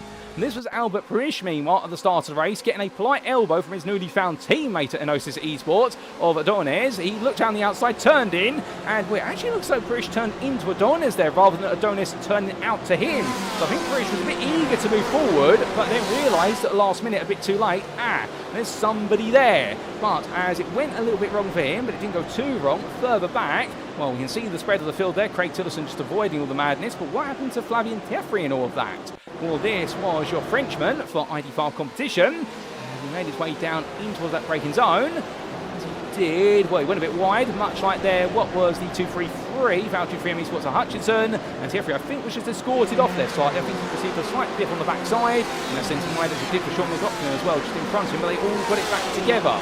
We then had this for Joris Peters Veem and Adrian Block in towards turn number 5. Now, this was one of the big incidents towards the bottom end of the top 10. And this has put both of them right to the back of the field. Under braking. Oh, there was some contact there, I think, to what was the car of none other, the 233 there being collected. And I believe that was that Block? I think it might have been Adrian Block.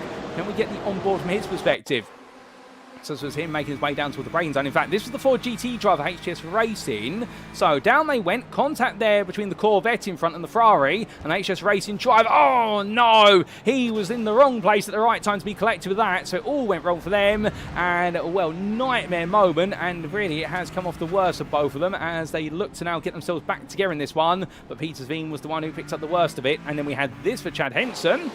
In fact, this was Henson sliding down to the Dos Bravado driver who had his best qualifying points of the season. He was collected and collected further still, so we're still getting replays of what exactly happened. So Henson was the man who was right at the core of the incident. But that was all the craziness of lap 1. Since then, things have calmed down, and now we are definitely settling in for the ride here in Wisconsin. We've still got a lot of time left, but onwards they go, and it's unfortunate, as we can see the message there from Justin in the YouTube chat, saying he's not sure he's going to be able to make it on circuit because there's a bit of an issue with his PC, and I'm sorry to hear that, Justin. We would love to see you on the grid, and, well, if you are able to get it fixed, no, there's always a spot for you here, even if you are several laps down. We'd love to see you out there, but at the same time, if you can't make it today, we'll hopefully see you in round number 4 in a week's time. But coming back to what's on our screens right now, your leader at the moment of Martin Stattmann for the Gaz X Racing team, the MCM division. As he heads on around right now, he's definitely looking to be in control. And, well, the 269 driver here, 2.3 seconds ahead of Miguel Leon. And I would imagine at this point in the race, what his thought process is going to be is that Stattmann can just try and run away as quickly as possible, and Leon, meanwhile, now has to play a delicate choice. Does he prioritise the longer distance in this race, and the idea that he will naturally catch up as the race goes on, because the Corvette is the stronger car over the distance, or does he focus more on consolidating second place initially and then seeing where the race goes from there? Of course, we are only 15 minutes, well, not even 15 minutes into the race, so therefore you'd say, well, how can we be thinking about that so early on? Well, it is a thought process here. As soon as the drivers start to clear each other and give themselves some breathing room, they immediately start to go into strategy mode. Olivia Dean, meanwhile, is the Ferrari here. That's a bit of a fly in the ointment for everybody because it is 3 Corvettes and 2 Porsches inside the top 6 and then a Ferrari. And right now, the Cube Racing team driver, well, if he can keep this together over the full 90 minutes, this will be very, very impressive because this is the car that, argue, when it comes to strategy races, is the princess of a car, whereby you have to drive it with a very narrow operating window. As soon as you deviate from it, the car will start to lose out. Looking a bit further back, Albert Parish here on the back of Matthias Pettinger, and we have seen Adonis break away. The Enosis Esports lead car now perhaps being helped out here by the second car in this group. As Pettinger there will stay on the outside, Parish will go to the inside, and there's going to be a change, and Pettinger does not fight it too hard. I think that's intentional from Matthias. I think his game plan is, okay, Albert, you got ahead of me, and now you can go catch up to your teammate in front. You can't hold me back, otherwise there'll be words in the steward's room afterwards. Not that Parish would do that, of course, but naturally I think he is respecting the fact that why would you fight with the driver of the team which your main rival is in, when that driver who's just come at the inside of you is of a different class? It wouldn't make any sense, and therefore he's got to expect that elite driver will now pull him gradually up towards the next pack. But coming onwards, and well, as they do, we come back to Cedric Boissier meanwhile. We've still got plenty of fighting going on here in every class, and Boissier at the back of what is a 4-car line. He's going looking around the outside here. Dominic Singandong, it's a battle of the Mellow Motorsports machine for 5th place in Pro, and Rene Rosser meanwhile, that BMW is not quite on the pace as Chris Round and his Porsche has been allowed to gradually pull away. The Golf livery machine we're talking about there is Chris Round's car. And as these drivers go from left into right, what you can definitely see right now is that Rosler is struggling a little bit at this point in the race. And I suspect what he's trying to do is he's trying to essentially back some pace off. But as a look up the inside there from Singledonk, Rosler goes deep, and as a result, Singledonk does get him through. I don't think there was a tap between the two of them, if it was a very slight one. But the point being is that now Singledonk has cleared the speed bump in the road, as he'd refer to it. And now it's going to be Voicia to try and find a way through as we ride on board with the Frenchman.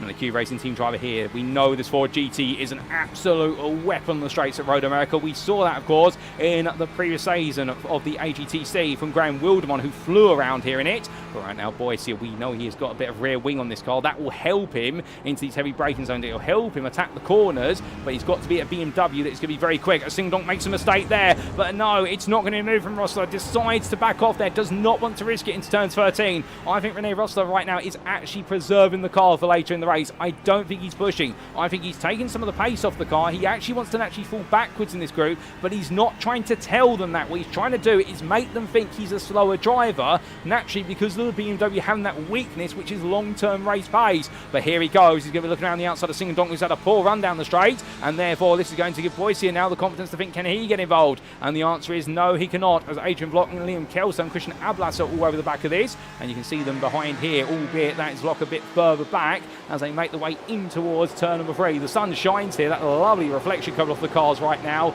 and well, that sun can definitely dazzle our drivers just as much as it can our cameras. Coming down here, there's a long line of stern. And well behind them, you can see Kelso now thinking about an opportunity as he tries to pass Block. Block goes to fence. It's the insider saying to the SimRacing grid driver, no, you don't.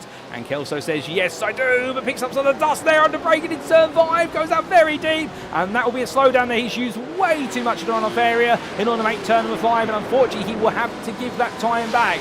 The track limit stewards there have been in full effect immediately on the automated system, and well, Kelso will try to burn that coming down into turn 8, a low-speed corner where he can lift off the throttle quite early and get away with it, but Christian Ablas behind him will just stay put. So Kelso gets rid of that slowdown penalty, and understandably, if he doesn't get rid of it soon enough, it would go to a drive-through penalty, and well, it would definitely be a very costly penalty at that, because it's a long pit lane here at Road America, one of the longest in the US of A, and you do spend a lot of time waiting to make your way to the end of it. But still more to come from our drivers surely then as they make their way through the kink.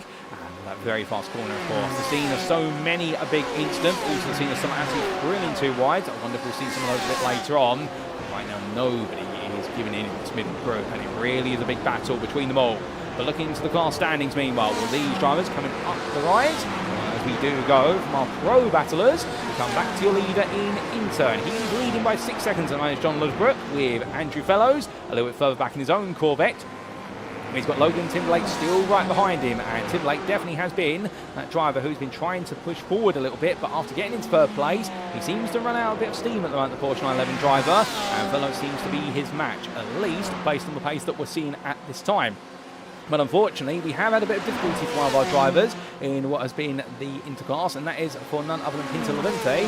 And well, we're going to get a replay very shortly to explain what's happened to him, ladies and gentlemen. In fact, I think we can get that replay now.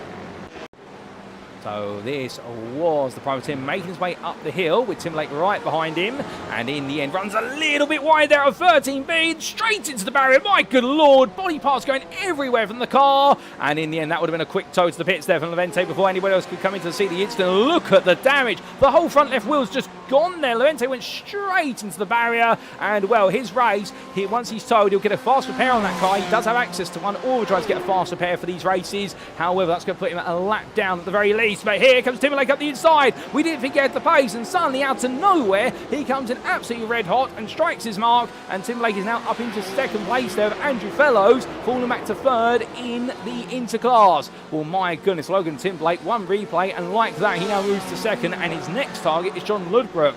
And can he chase down the leader? Well, if he can, Timberlake for Sim Party Racing, he is definitely on course today to make amends for VIR, which was the result that got away from him, many would say. But right now, the number 16 driver is absolutely flying out there. But from him, we make our way a little bit further up the order, and we look back to the pro class. And here's Jack Barker from Major Racing. He's got Flavian Tiefri right behind him. Tiefri, of course, in that recovery after the open up incident pushed him down the order. Barker, meanwhile, gradually making his way upwards, and they've got Anthony Hilton and Matt Broom right in front of them. And then they do have what's Christian Ablas batting hard with Adrian Block. Therefore, 2 elite drivers are going to be the end result of what this pro group comes up to. It's a great intermingling of our 3 different classes at the moment, and whilst you do have a couple of elites up front starting to pull away, really the rest of the field at the moment is absolutely mixed up, and that's going to only add to the intrigue later on.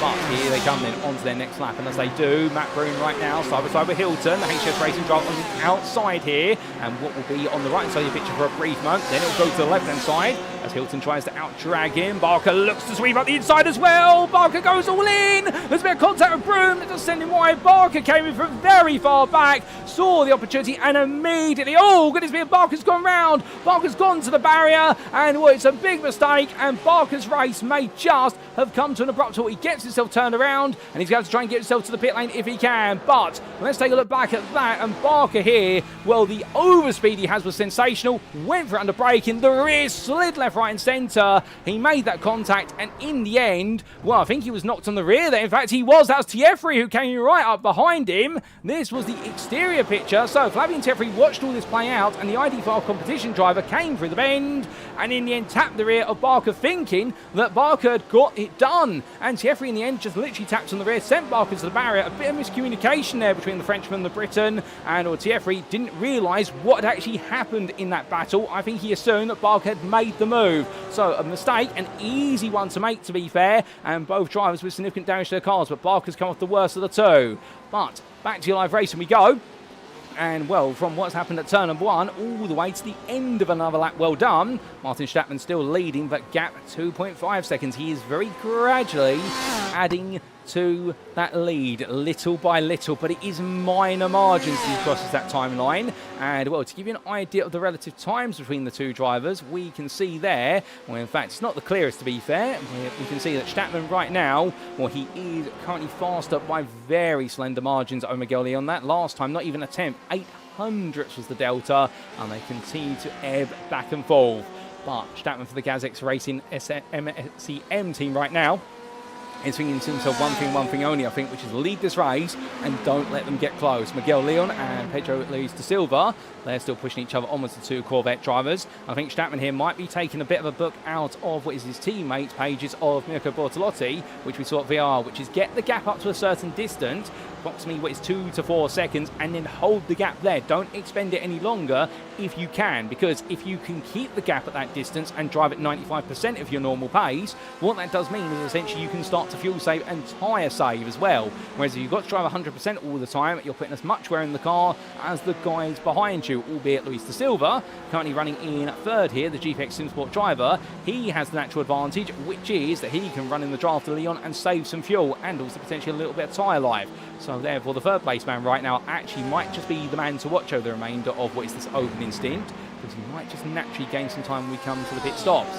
But we're going to put a stop to speaking about strategy and look more to the tactical side as Andrew Fellows with GPX SimSport, he has Chad Henson in front of him, and then Logan Timberlake is just a little bit further in front, and Henson has recently found his way ahead. He's still making progress, is our 203 Corvette driver in the elite class, the man who started well inside the overall top 10, and in the end it all went wrong at turn number 5. He's on that recovery drive, and Henson right now, to be fair, if he's lost any motivation to try and make progress, he's not showing any signs to it. He's still looking very quick here as he makes his way around.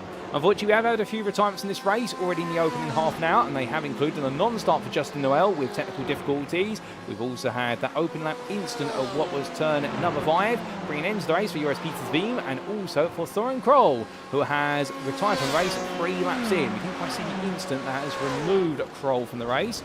We might be able to get a look at it later on potentially, but not ways where to go whatsoever. In fact, it was back on lap 3 as that's off for Chad Henson then, and at Canada for corners. I look back up, we see a lot of gravel being kicked up there, and Los Dos Bravado driver getting it wrong, making his way in towards the corner, and well, the 203 driver's now got to get back together once more. As he does so, well, one place he gained will now be another place he's got to find. In fact, he's got to get 2 places back that he's now lost, and that does include what is a position there on a lap down car of none other than Pinto Vente, but still, it's a car he has to pass. As he makes his way onwards, we take a long trip back in time to what happened to Soren Kroll, who we lost in this race, and here's the replay.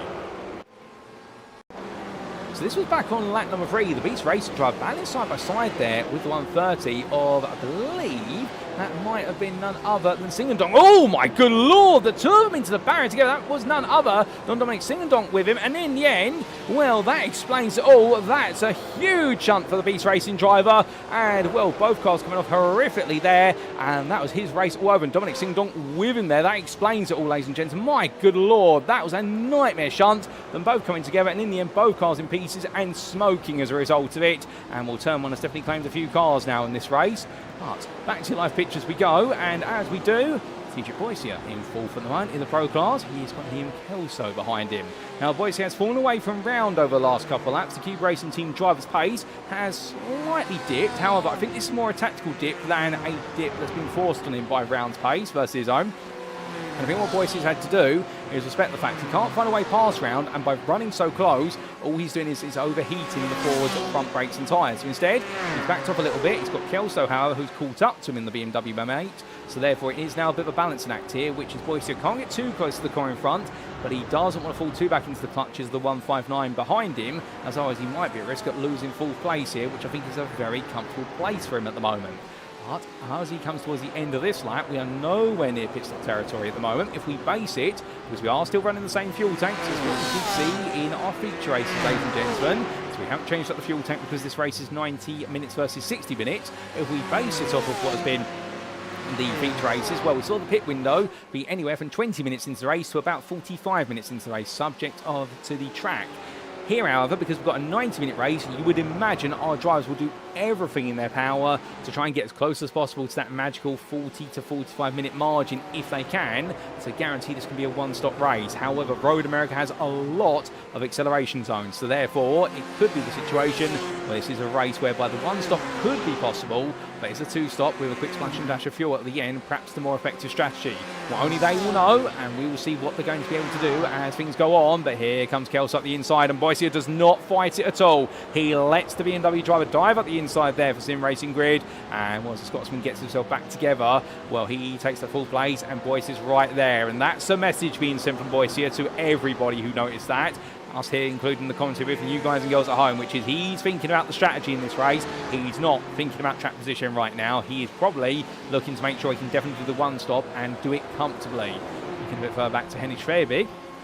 He's up the road here, his own BMW, Pete Edwards behind, and Tim Perry's watching on a little bit further. And well, the two BMWs definitely still working close in this race, 9th and 11th apiece in the elite class and overall. And well, Edwards and his Corvette is between them. But the Australian driver here, in the early hours of the morning, I can tell you that for HTS race, in the ungodly hours of 3 in the morning, he's having to get up to go racing. And right now, the Australian driver is absolutely full of commitment, both on the circuit and off of it. We absolutely love to see it. As into the pits comes Matthias Pettinger. Now, that's the first pit stop we're seeing here with regards to what will be overall race strategy. So is that him essentially saying that he's on a definite two-stop and there's no way out of it? Does that mean we're going to start to see everybody coming in? But the Inox Motorsport driver makes his way on down here in the 127. He's definitely not black flagged. He's got no drive-through penalty to speak of, but he makes his way on down, and that is an interesting sign. So Inox Motorsport in their Ferraris, they may have already thought about this and thought, no, the one-stop's just not possible because the Ferrari isn't going to work with that strategy,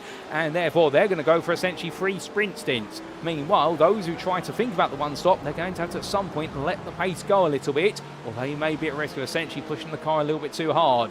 We'll keep an eye on where Pettinger comes out in relation to the field, as he is being serviced at the moment. The car definitely being worked on.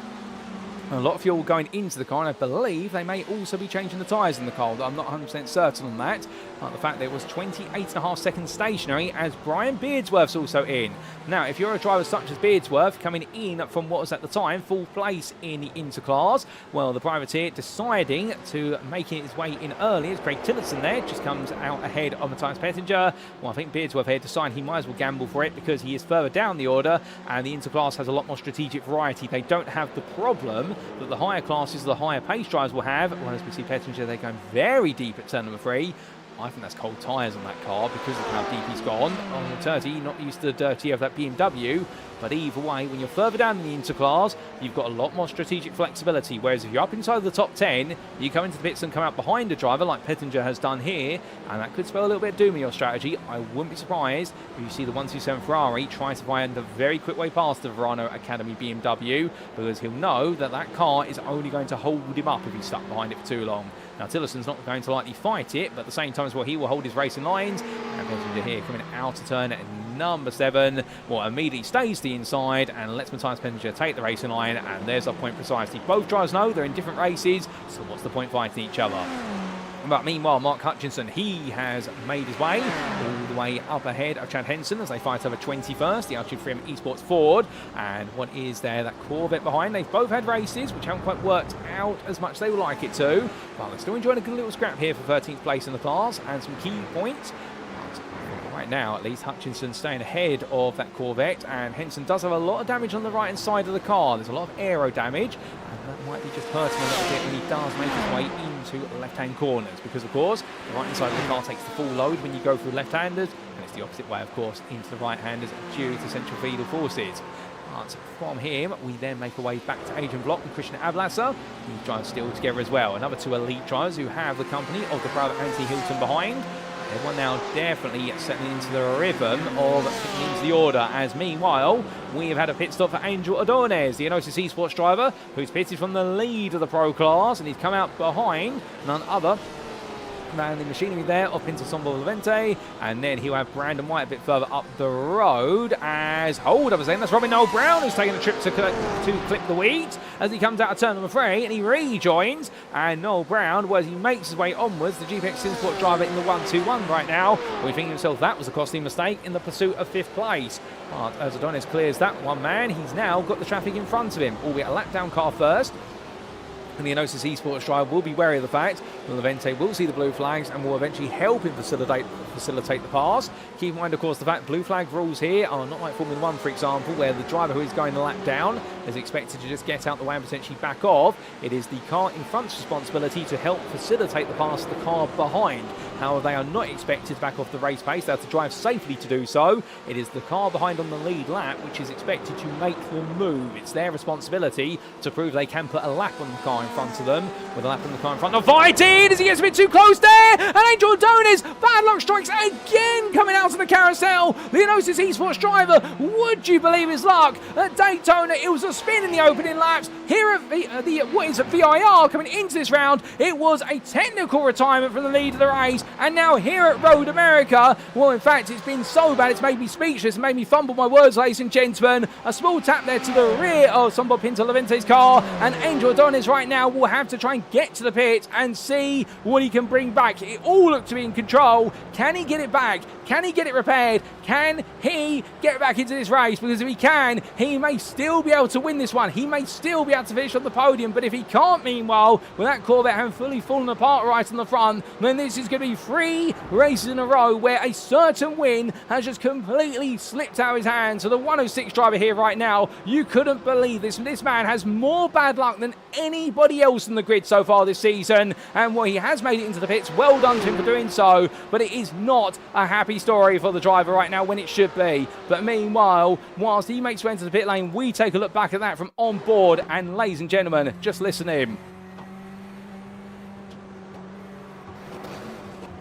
And well, in the end, it's a very interesting incident there, because you could see Levente actually lost a little bit of control in the rear of the car, making his way out of the carousel. The rear slid a little bit. Adonis got the power down, but I think what he'd done there is just mistimed his angle for coming out behind Levente and going to the racing line. And by mistiming it by a fraction of a second, that's why he had the damage. And from the contact, it just was a little bit of time in between the two drivers. Unfortunately, Adonis just got it wrong. And well, as the car goes up on the jacks there, it will be full repair work, and it will be a fast repair for him. But also on top of that, I wouldn't be surprised if they're going to put a whole new set of tyres on that car and just go for broke now, because he may as well. He can afford to do it at this point. He's got nothing to lose. But whilst he's lost massively, meanwhile, we've still got more to come here, as the Beast Racing Machine, the 213 of Henning Schreberg, has Pete Edwards and Tim Perry still locking in behind him, and these drivers running well together still, and nobody in this group right now is giving an inch.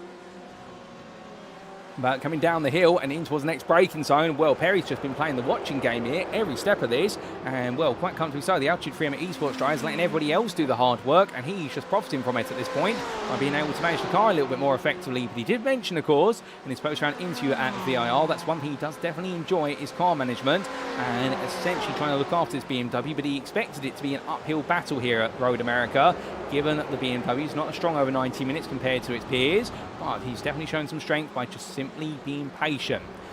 In towards the next left-hander he comes, and right now for Perry, well, the pit stop is coming. It's not coming immediately. It'll probably come within the next 10 to 15 minutes. And we'll see when he makes that pit stop where it's going to put him in the preceding order.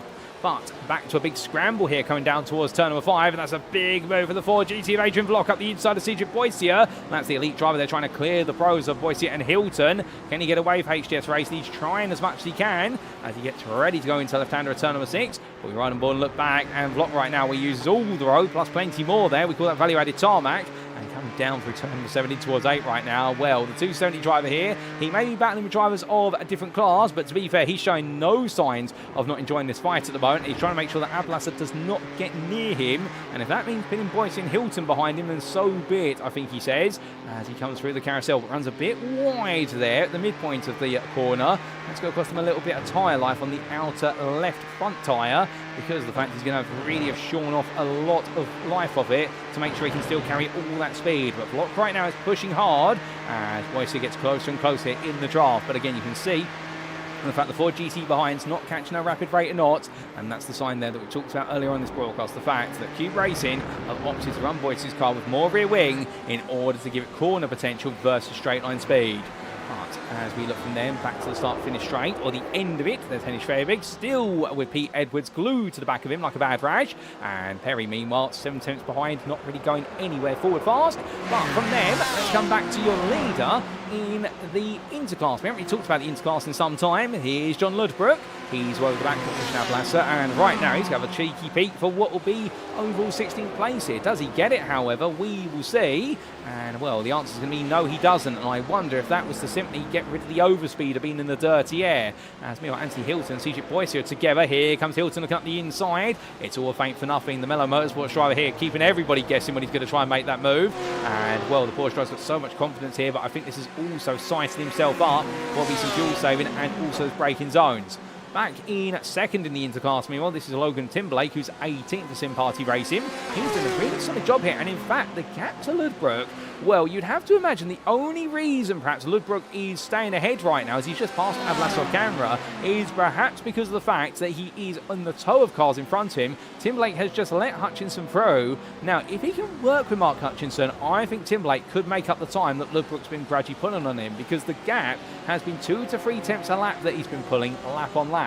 And that's normally the amount of time you get when you're in the toe of another car here at Road America on the straights under race pace. So Timberlake now needs to try and stay with the Ford GT in front of him. If he can, this will work out. However, there's just one big caveat or question mark around it. There's a car behind him in the 44 form called the GPX Simsport machine of Andrew Fellows. Now, why is this such a big caveat? Well, this man right now would love to beat Timberlake, and that would be second in the Interclass for him. But more importantly for the team, it would be a 1-2 here today, and that would be a huge injection of points in their team championship campaign. So we have got quite the dynamic building here in the top 3 of the Interclass. Ludbrook and Timberlake are well matched, with Fellows also staying with Timberlake, and we've got 1-2 that's trying to play out in that class, and Timberlake is trying to spoil the party and make the win his own. And we'll see which way it is going to go.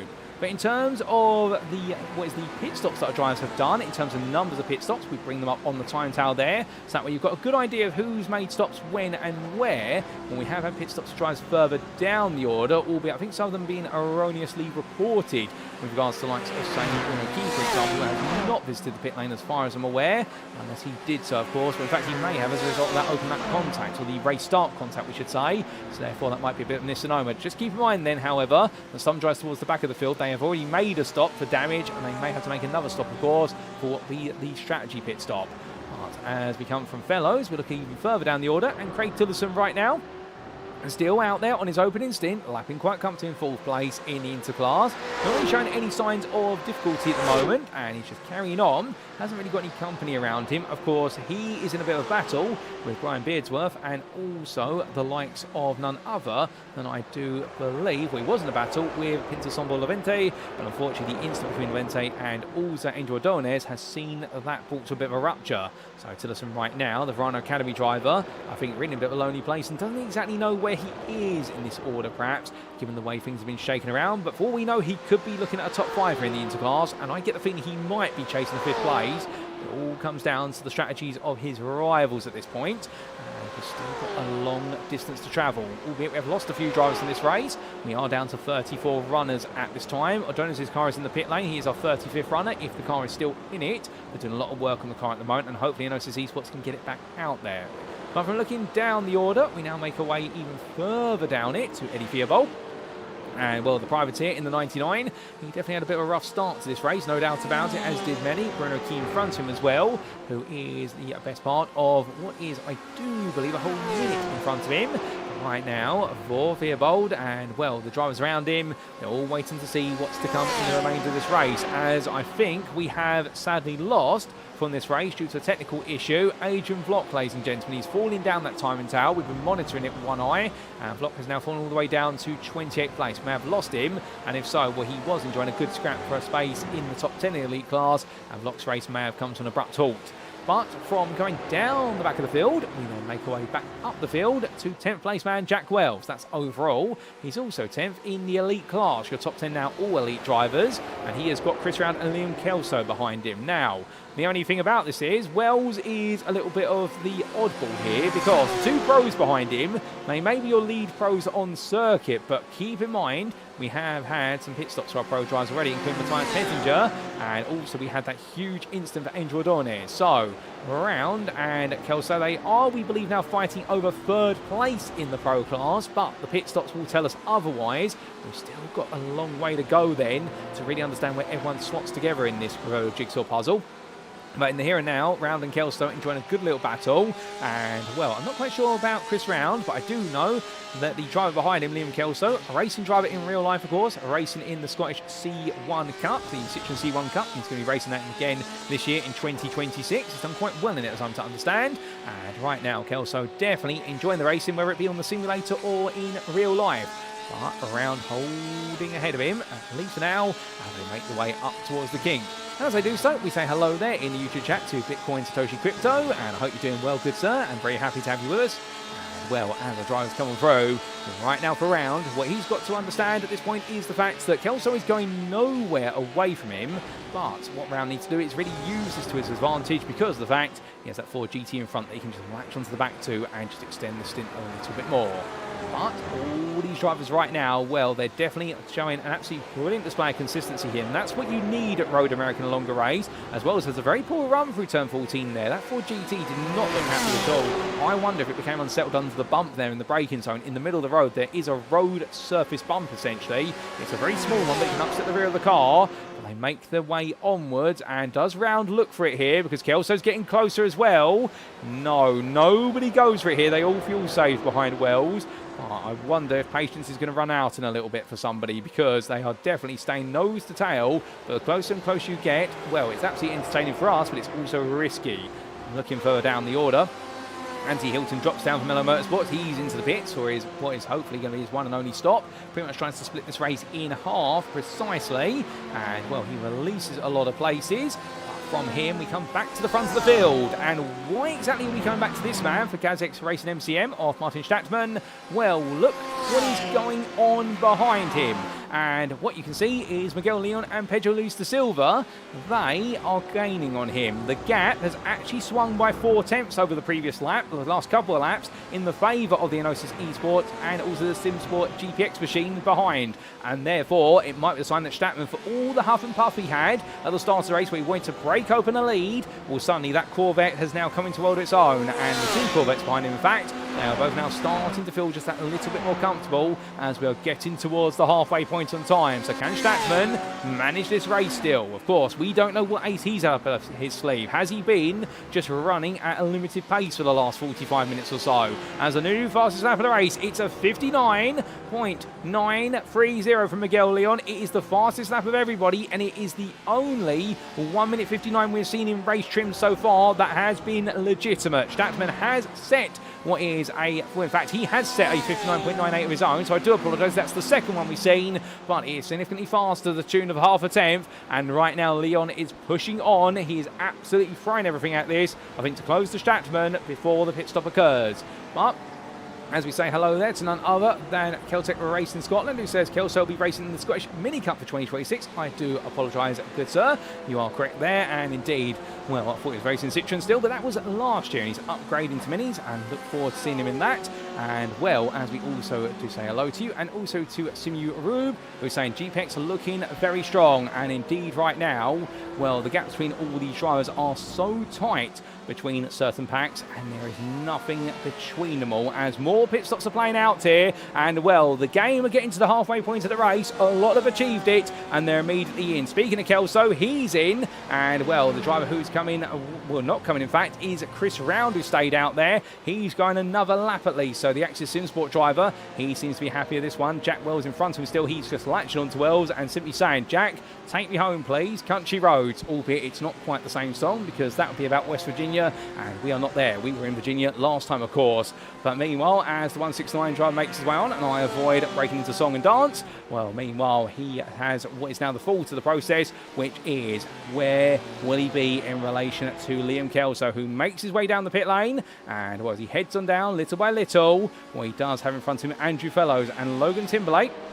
And, well, Timberlake and Fellows, they've come out together, albeit Timberlake is still ahead of Fellows. And, in fact, I think there what we're going to see as they all come down into the braking zone. Martin Stattmann goes on to another lap. He's going to have a load of traffic to negotiate. He's the first one who finds it all, but he finds it just okay for now. Leon's into the pits. Pedro leads to Silver into the pits. So Stattmann, in the end, has been able to go longer. But I think what it is, the team at GazX, they have not realised the fact that their driver's going to come out into a whole host of traffic that's leaving the pit lane. Leon and De Silva, meanwhile, they are both in, and this could swing in their favour at this point, as Stattmann is going to go one more lap, but can he clear this traffic at the right point? He makes his way then up ahead, the BMW of none other than Liam Kelso. Now he's going to latch immediately onto the back of the Corvette of Andrew Fellows, hoping that Fellows isn't going to hold him back here in the middle sector. This is the point of the lap where he's going to lose all the time. If he's not going to be able to get past Fellows by the time he gets down towards turn number 8, this could cost him massively. Headlights are on full beam there right now. Stattmann is saying to the GPEX Simsport driver, please let me go. And Liam Fellows does let him go in towards turn number 8. Stattmann has to take that inside line. It will cost him a tenth, but it will be worth it in the long haul as he now roars well through. And that's going to open up the battle here between Kelso and Fellows. Around the outside goes the SimRacing Grid driver. And, well, can the Scotsman get this done? The answer is yes. That's confident to go around the outside that the carousel. It's not impossible in any car in these GT machines, but to do that there, you've really got to have bravery and trust the driver on the inside. You is not going to understeer out wide. And, well, plenty of trust between all these drivers, given the fact that they all know each other. They've all raced each other for so many months and years, whether it be in SimRacing International Series or alternatively as part of the GTE Official Series on iRacing. But right now, we are waiting to see when that leader, Martin Stattmann, here he is, the GazX Racing MTM driver, comes into the pits. Does he do it at the end of this lap? Surely that fuel tank can't go much longer, and right now, any deeper he goes, he will just make this race board one-sided for that second stop. Well, here he comes and into the pit lane. Has he done enough? He will begin the procedure of slowly heading down pit row. Chris Round, meanwhile, he's staying out still, albeit he is the best part of 48 seconds behind, so we have to wait and see whether Round is going to go on even another lap. Jack Wells is coming in. Round has just decided he can keep on going, and right now he can't go forever, unfortunately. We'd love to see him go multiple more laps, but I think then there would be a question mark as to how much fuel that car's carrying. But Round right now, the pro leader on circuit, may not be the pro strategic leader. We believe that's Matthias Pettinger, but Round right now definitely demonstrating you can take that Porsche a long distance and you can do it very comfortably. And this, of course, being from the man who coming into this round, as I'm to understand it, was very frustrated about how things were going here at none other than Road America. And right now, well, it's all clicking together for him. But he comes into the pit lane then, and as he does so, making his way on down, we'll see what it's going to be for him as he heads onwards. as he makes his way on towards the pit limiter line. He does not have any issues per se, but Miguel Leon makes his way down the start for the straight. Where is Stattmann? Stattmann's still up on the jacks. He's being serviced. They're having the tyres changed at the GazX racing team. Now, have they always planned this as he comes down off the jacks? And Stattmann now, well, he's going to lose a lot of time here, initially at least, and Olivier Dean's coming on down. Surely he's not coming out behind the Cube Racing Team car. No, he's cleared one car then at least that could be a threat, and Olivier Dean and Sylvain Depesche are right together here. And suddenly, the Cube Racing Team drivers, even though they've come from completely different sides of this race, they've converged together once again. But they do have a habit of doing this, no doubt about it. That's a surprise, but goodness me, what two different strategies for the Ferrari and Porsche drivers, and suddenly they're together out there. And the French drivers are back once more, looking to give it their all. But Stattmann now, well, that's got to be a new set of tyres on that car for the Austrian driver. And if so, well, Pedro Luis da Silva and Miguel Leon, I don't think they've gone for the tyre change by comparison. At least not all 4 tyres. Perhaps it's just 2. But either way, Stattmann right now, we will see over the next 4 to 5 laps just how quick he is. Because if he has got the pace now on a fresh set of rubber, this might be the opportunity for him to go full on attack. But that's all the pit stops done, ladies and gentlemen. So therefore we'll remove the stoppages from the tyre tower. We're expecting everybody is on the one stop here all the way to the finish. But Stattmann right now is the man on the mission. Looking to the leaders. Well, here's Miguel Leon and Pedro Luis da Silva. And Luis da Silva's immediately attacking it, coming out the king. So right now, Luis da Silva, the Portuguese, gets ahead of the Palestinian driver. And the Inosis Esports Corvette just tucks back in behind. Has suddenly there been a call to the 255 from the GPX SimSport garage to say to Pedro Luis da Silva, Pedro, you've got to go now. Do not hold anything back at this point. You can win this race. Just run away from Leon. He hasn't got the pace. I think that's what they've told him, because he's absolutely attacking now as they make their way towards the end of their 25th tour of the circuit. But understand we hear how long can he push it and how much has Miguel Leon got in reserve. And these are all the questions between these drivers. And meanwhile, whilst all that's happening, in confirming your class leaders at the moment, as we do look to your class standings, well, it's Luis da Silva and Leon who are the leaders in the elite class, with the question mark of Stattmann behind. Sylvain Depesche and Olivier Dean swap places for full place off camera. In the pro class, it is Matthias Pettinger with the nightmare incident. But Andrew Ordonez, who is back out there, but 3 laps down at this point in the race. Well, right now, Pettinger is leading by a comfortable 19-second margin of René Rossler. And right now, the GazX Junior JRM driver, he's going to be thinking to himself, well, what do I have to do to beat one of those Inox Motorsport machines? Because it doesn't matter what I seem to do, I'm always second to one of them. But this time, of course, it is not Benjamin Massey he's second to. It is his teammate, Pettinger. Well, I think the answer is, we don't know, ladies and gentlemen, because he's doing everything right as the GazX driver. But right now, Pettinger just seems to be doing things even better in that Ferrari. But keep in mind, Pettinger has already made one stop, and he made it very early in the race. He made it 30 minutes into the race on lap 14. So we believe the 127 Ferrari has got to pit again, because it is on a 2-stop strategy by comparison. Well, if so, Pettinger right now has bought himself 19 seconds of time, but I don't think that's going to be enough, all things considered. In the interclass, meanwhile, well, this is John Ludbrook, the class leader, all over the back of Chad Henson, who is an elite driver, and Logan Timblake is not far away. Timblake is actually only 4 seconds behind. So the point we made earlier of was Ludbrook just gaining by being in the draft of another car, that might be a valid point, because Timblake has been matching him. In fact, has actually been quicker than Ludbrook over the last 2 to 3 laps by 4 tenths on average a lap. And in the pit stops, Timblake was not faster. He was slower in the pits by the best part of half a second. So the Sim Party Racing driver here, I think he's still getting into the groove of this race. I think right now the strategy for the number 16 has just simply be let the race come to you. But meanwhile, Benjamin Massey up the inside of Brandon White, the Inox Motorsport driver, who had a bit of a frustrating opening stint in this race. Well, he's continued his way up through the field and up into 7th there in the pro class, making a quick move on the ID4 competition driver. And now in towards what will be the right into left combination of 7 and 8 they go. And as they do, Massey's next target will be Robin Noel Brown, who is 4 seconds up the road. However, that's a bit of a journey to catch up to.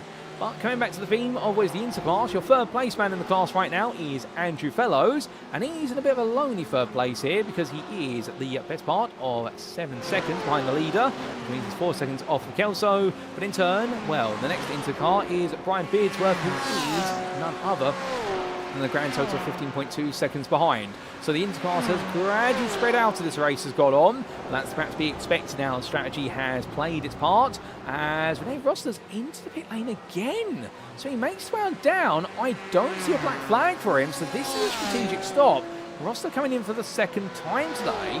Have the Gazex team realised that the car's been underfueled by some margin? Because this is unexpected. And this is going to put him a long way down the order. No going up on the jacks there. The car being serviced as the team wait for it. And, well, right now, parked up. Surely he will go shortly. But we will see as Miguel Leon, meanwhile, well, he continues to lead this race. And, well, they swapped back, in fact, himself and Luis da Silva. They had a bit of a switchback on the previous, well, earlier on this lap, in fact, as I'm just finding out. And your 293 driver right now, I think, showing to the Portuguese driver behind him, which is, look, we're both as quick as each other, but nobody is as quick as this man. Martin Stattmann, last lap of the race, a 59.82. That was without a draft. Stattmann right now, yes, the strategy was at Gazex Racing Team, put a fresh set of tyres on the car and a full fuel tank and go for it. He's decided why risk having to manage the tyres all the way to the end when you can go all in here. He's going to have to take both of them on circuit, but if he's gaining at a rate of 1 second a lap, he will be with them within the next 5 laps. And he will be in an attacking position then, and it will be the best part of what will be about 20 minutes remaining, perhaps even a bit more than that. So Stattmann right now surely has got to be the favourite here. If he can catch up, he could be the favourite to win this as he crosses that timeline of 59.98. Meanwhile, Leon and da Silva, 201s, and there is the evidence. 2 seconds has just been ripped out of the leaders by Stattmann. He is flying, but he also takes a bit of grasp with him there. He wants to keep doing that because the instant points, they don't go on forever, and that could be a drive-through penalty if he does it too many times. But still, that's going to be some intriguing time to come. As we are looking back to the pro class, Benjamin Massey and Brandon White together here. And, well, they make their way on to the kink. And as they do, well, the Ferrari drive cleared White only a lap ago. But right now, there's no sign that Massey is able to bolt away. If anything, Brandon White is staying with him. The ID5 competition driver is there, and I think hoping that he might be able to get the place back over time. But we will see what he's going to be able to do here as they make the way over the rise. But at the moment, at least White, I think, just playing the game, which is wait and get ready to attack when the time is ready. But we'll see what's going to happen. And as the 172 driver stays firmly in the wheel tracks there of the 153 Ferrari, well, they've only got 2.5 seconds ahead to Robin Noel Brown now. And Noel Brown's pace, in fact, has been a little bit pushing over the last couple of laps. I think Noel Brown might be trying to work with Andrew Fellows in front of him and the 2 GPX SimSport teammates at the moment. Well, understandably, I don't think they want to tread on each other's toes, but they do want to get things right. Meanwhile, we've had something go wrong for Logan Timberlake. I believe he's had a bit of an off-track only moments ago, and here's a quick replay to explain. So this was Timberlake making his way down towards turn number 1, and at the time we had Christian Ablasser behind him, and Liam Kelso went into the corner. Oh my goodness, the rear letting go then, the rear right in particular locking up, and the Sim Party Racing driver caught that very nicely before it became what was a big trip onto the grass. And well, Timberlake still second in the interclass. However, his pace and progress versus John Ludbrook has suffered a bit of a blow, as now he's got a bit more work to do, but he does still have some company in front of him in the form of what will be the pro of Kelso and the elite of Ablasser. If he can catch up to them, he may be able to continue that progress again. But it just goes to show you, even this deep into the race right now, nothing is certain, and a minor mistake can be absolutely punishing. But back to the 2 leaders overall, your elite class drivers here of Leon and da Silva. And as they carry on, well, there you can see Stattmann behind. Stattmann's progress that last lap was only 2 tenths faster. I think Leon and da Silva have both read the writing on the wall here, which is the fact that this man, if he is allowed to catch them, he is going to catch them very quickly. So I wouldn't be surprised if what they're potentially doing at the front now is actually trying to work together. The idea will be that neither driver will really fight each other on the straights. They will swap places around. They will naturally lose time in the corners by a couple of attempts a lap, but they will gain most of it back versus Stattmann on the straights just because they can slipstream off each other, whereas this man has to do it all with the natural grunt of his car. And that's going to be the challenge, therefore, for Leon and Luis da Silva, which is, can they work together via what will be Morse code, effectively, the racing equivalent of Morse code, and then towards the end of the race, when do they decide to fight? Because whoever's going to be leading going on to that final lap, well, they're going to have the uncomfortable position, which is they are going to be the car that doesn't have a toe to work with. And Stattmann right now is just simply putting in the laps and hoping he can get there eventually. Back to Noel Brown and Fellows. They've been together some time, but Noel Brown gets way too close to the rear of Fellows' car there and gets sucked away in the dirty air. And as a result, Benjamin Massey looks to take the place. This is going to be 5th place in pro here for Massey. Looks to go to the inside. We're coming out the corner right now. Noel Brown goes back into battle mode immediately as Brandon White watches on behind, half a second back.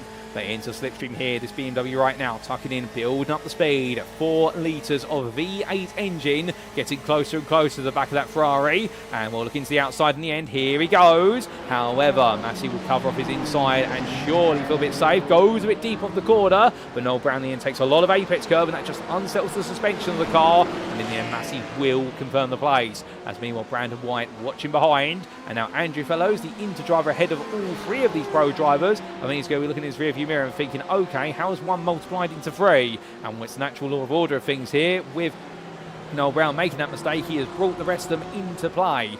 Making their way around the carousel. There's really no way in right now for these drivers as they come all the way round towards the kink. We jump on board here with the 3rd man in this pro procedure. And White right now hoping that he can perhaps take that top 5 in the pro class, but he's going to have to pass the 2 men in front of him to do so. Through that kink they go. My goodness, the speed they come through there in the dirt here is absolutely sensational, but it's just full confidence there. They do it as if they've been doing it since day one. As they make their way onto the brakes. Well, for Brandon White right now, he's definitely very comfortable in this running order, but what has he got here to be able to shake things up when it matters most? That is the problem that he's got to try and overcome. We're through the left-hander, only half an hour left in this race to go. We're past the hour mark, so we are into the territory of the unknown now when it comes to all of our drivers, given all the races have been 60-minute races up until this point. As White falls back a little bit there at the final corner. Well, I think this is going to be one of those where he's going to naturally lose time because of the way the draft works, whereby you want to be very close to the car in front as much as you can do, but when you've got a double or a triple draft, well, naturally, the closer each car is to the next one in the sequence, the car behind will gain the most. The car that's further back at the rear of the group loses out just that little bit more. The one driver we haven't talked about today, as we briefly did mention the fact he has changed teams coming into this round, is none other than Matt Broom. His car is currently parked up there, and the HTS Racing driver, well, I do believe it is being serviced potentially. I think they're doing some work on the car to repair it because there was a bit of damage. We have had a disqualification from this race for Eddie Theobald, I believe, ladies and gentlemen. I believe that's for instant points being picked up. So Theobald is out of this race, sadly, so he will not be finishing 8th in the interclass if Virgilio Garcia is able to get ahead of him on terms of laps. Garcia is still out there trying to put in the laps. I'm not quite sure what's happened to Theobald, but something has gone wrong for him, and that's put him out of the running. Adrian Block here, meanwhile, well, he finds himself in a bit of an oddity because he's got Christian Abalasa behind him, who is a lap ahead, and he's all over the back of Hilton and Ludbrook, also a lap ahead. And Block right now, after what was that issue that saw him relegated down the order, he has got back in the car again.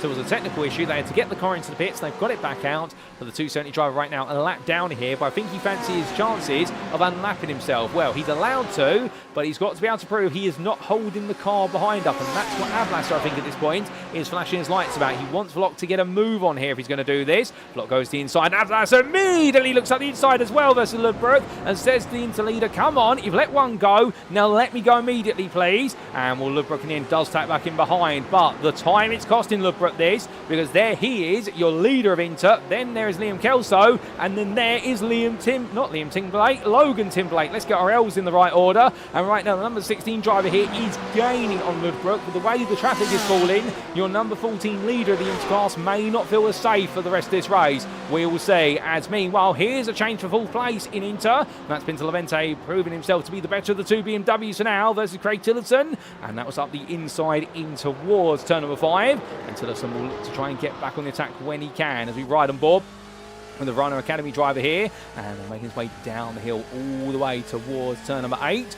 And well, Levente has proven to be the faster driver over the race distance thus far, but Tillotson, to give him his credit where he's due, he may look the quickest out there, but he has avoided the drama, and he has just been so consistent today. And well, if he does bring home this top 5 with a gap of 11 seconds to Brian Beardsworth right now, it would be a great result for the Rhino Academy team. As Levente goes out wide there, Tillotson will get close, but surely he's not thinking about into the kink. That's risky if he's going to go for it. He's going to try. Levente's grass on the tyres. That's said to be wider, and Tillotson gets the place back with Pinterson Levente just taking a bit too much speed out the carousel, and it costs him twice, but down they come. That is a lot of dust that's been kicked up into the air there coming in towards Canada Bend. I wonder if somebody's gone very wide there, not quite sure who, but we have had Olivia Dean have a big off track recently. We'll get a replay of that shortly, but Craig Tillotson does get that place back in the end, and we'll understand. I think some of the Verano Academy garage right now will be jumping up and down enjoying, hoping he can hold on, but he's got a long way to go. Another 26 minutes here if he wants to hold on to this, as into the pits in the lead of the Pro class. Meanwhile, comes Matthias Pettinger. So look at my content booth window. There he is, making his way on down at pit lane. This is the second and final stop. They two stopped this race, Inox Motorsport. Was it the right call? Because Chris Round is making his way out the final corner. Pettinger is in his pit box very shortly. He will be serviced. It'll be a quick splash and dash, and he's got to go for it at this point as Round makes his way onwards, and Pettinger is being serviced now. And well, there you can see him parked up, and here comes Round. Round is now your pro leader and making his way down towards turn number 1. Well, Pettinger, meanwhile, he is now leaving the pit lane. It was a 13.5-second stop. They believe the two-stop is the strategy they've had to work to here today. The 127 driver makes his way onwards. Anthony Hilton's getting closer, and Pettinger's going to be swallowed up by this group in a minute as Adrian Locker's cleared it all. And Hilton, in the end, can't quite consume Pettinger there, but he will have a lap now with which to go on the offensive because Pettinger's tyres will have lost some temperature. There was no tyre change there for the Ferrari. It was purely fuel going into the car. And Hilton, at this point, well, all he's got to think of at this moment is the fact that if he can get closer to Pettinger, he might be able to make a move. And Ablasser in turn, well, Christian Ablasser at this point wants him out of the way as quickly as possible. You can see the Gazx car here looking to the inside, trying to say to Anthony Hilton, I am coming for you. It's not a question of are you going to be happy with it, you are going to accept it. And Ablasser dives up the inside there, gets it stopped on a dime. And the Porsche driver from Miller Motorsports, Hilton, does oblige in the 100. Understandably, he will now be hoping that Ablasser will go and annoy the Ferrari in front and therefore bring him in for the battle for second place in pro. And Liam Kelso is not too far behind, and John Ludbrook is there. Logan Timberlake, meanwhile, well, since we saw him catching up, now that things have settled down in that group for a bit, he's falling back away from it again, but that's because of the fact he's got nobody to draft with. As looking back here, that is going to be Noel Brown fighting with what we Benjamin Massey for 5th place in pro, as they both tuck their way up the inside of Bruno Key's BMW, which is a lap down in 7th place in the interclass, but he's still out there pumping out the laps. And as these drivers wind their way out of the carousel now, Noel Brown still pushing onwards, but Massey is very difficult to catch here. That Ferrari's still looking quick, but the strategy has not perhaps worked out the way they wanted it to, for with the other Inox Motorsport Ferrari of Pettinger, who's now got to try and prove the two-stop was the right call. From then we come to Anthony Hilton as he weaves his way up the hill with Ludbrook right behind, Kelso there as well. And right now Anthony Hilton hoping he can keep Ludbrook between himself and Kelso. I think he's struggling a little bit as Hilton now. As he comes out of the final corner, runs out very wide there, picks up plenty of grass, and at this point the 100 car, well, he's going to pull it over, and well, that's going to enable Ludbrook here to have the run. Hilton, in fact, has got a black flag. That's a track limit, and Hilton slows down, and well, that is going to be a trip to the pits there for Anthony Hilton, and I think that's in frustration at the fact that he'd have to do a whole lap and then have to serve a drive-through penalty that's going to completely put him out of contention for what will be the pro podium. So for Anthony Hilton, well, unless something has broken on the car by running out wide there, never say never, to be fair. For Hilton, that's his race over by looks of things. He's immediately towed to the pit, and well, Hilton right now letting it go, and the Miller Motorsports driver in the end losing opportunity there of what could have been an absolutely brilliant podium drive in the pro class. You've got to feel to him right now. He'll be absolutely gutted at that when he gets out the car, and I think the team will just leave him alone for a bit and let him just get it out of his system.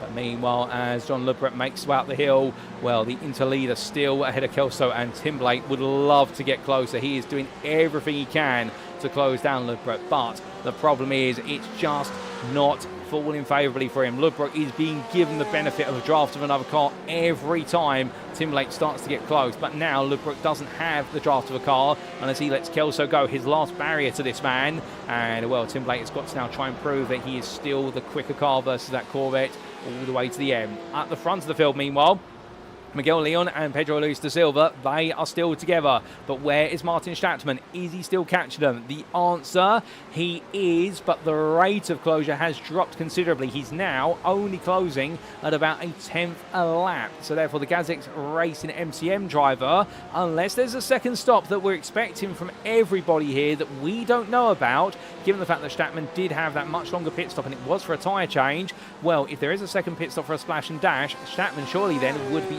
also victim to it. Unless he's not, it's going to be very interesting to see how these last couple of laps play out. We've still got a lot of time left, 21 minutes is plenty of time. It's the best part of what will be another, doing the quick mathematics, 11 laps, perhaps even 12. So there are question marks still in this race. There are loads of question marks, as Olivia Dean, meanwhile, well, after his off track, he's fallen back into the clutches of Perry and Edwards. And once again, Tim Perry has leapt ahead of a driver through the pit stops. He's leapt ahead of Pete Edwards this time, and Henning Schwerbig as well. Schwerbig's come out behind. So Perry, much like at VIR, let's just demonstrate, if you let everybody else do the hard work on the opening stint, you'll eventually get ahead of them.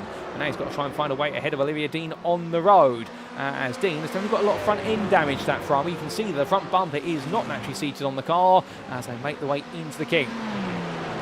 But rolling the way on through right now, well, for Dean, I think he still feels comfortable in the car, but he has got the very hungry BMW, or Perry behind him is looking quick. But you can see Edwards there taking a little bit of a peek to the inside, and that's more just for sighting and also to bleed some of the overspeed from the double draft. Coming up the hill right now, Dean's got to try and hold on here for 6th place. Albert Prisch is 3 seconds up the road, and Prisch's pace is the same as Dean's when they're on a clear lap. As we see Perry, they're running a bit wide. Well, everyone running wide there coming through turn 13, and that is hypnosis essentially, where essentially Perry and Edwards are looking at the cars in front of them and following their lines exactly. And that's how locked in they are right now to battling for this. They want to dial in even more, but that's one of the risks you do have, of course, when you are looking at the car in front so closely, is if the car in front runs wide, you do the same. Even though you don't mean to, your muscles in the end just naturally copy the motion of the car in front. So if they come through turn 1 here right now, Dean, well, he's controlling this group, at least now, but the Cube Racing team driver is going to be under increasingly high pressure, and I wonder whether he's perhaps thinking about trying to get the guys behind him to fight each other. Schwerbig is now starting to inch a little bit closer, but Edwards is perhaps the man here who might just spoil this run a little bit for Perry, because the HTS Racing driver, I think he's in a bit of a mindset right now, which is Perry going to make the move, or I'm going to have to make the move for him? Well, there's your answer. Perry's going to go on the inside here of Dean into the braking zone. Edwards gets to watch it from the popcorn seat view. Perry there being too wide on exit. Dean's going to try and hang around the outside. Does Edwards think about going up the inside as well? He gets himself ready for it in case there's contact, but there's not. Perry there being fair. Dean tucks back in behind. Lovely move there from Tim Perry. Very fair racing, and now Pete Edwards thinks, right, I've got to get involved here. If Perry can do it, I can do it too. But where does he decide to go? Well, it's not here into turn number 8. He's waiting for a little bit later on. He doesn't want to lose Perry. That's the important thing here. He wants to keep that BMW well and truly in reach, because I think he feels as though he can catch it as Perry runs about wide. Dean takes a much tighter line down with the carousel, and will both drivers there struggling through the corner. Tyre wear is building on these cars as they make their way in towards the kink here. Now Edwards would double draft here. Surely he's got to be thinking he might be able to clear one of them.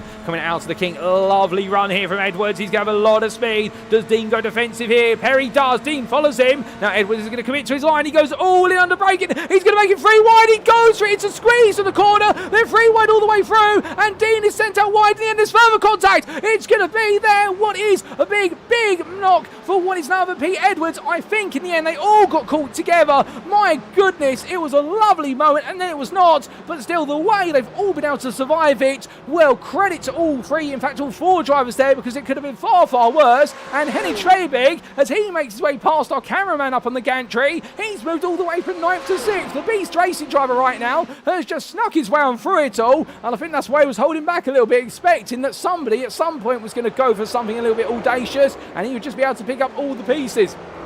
But of course now they'll all be thinking, right, we need to chase down this man from the Antarctic as he makes his way down into turn number 3. But the Beast Racing driver here really playing it smart, and well, we get you a quick replay, ladies and gentlemen, of what exactly happened.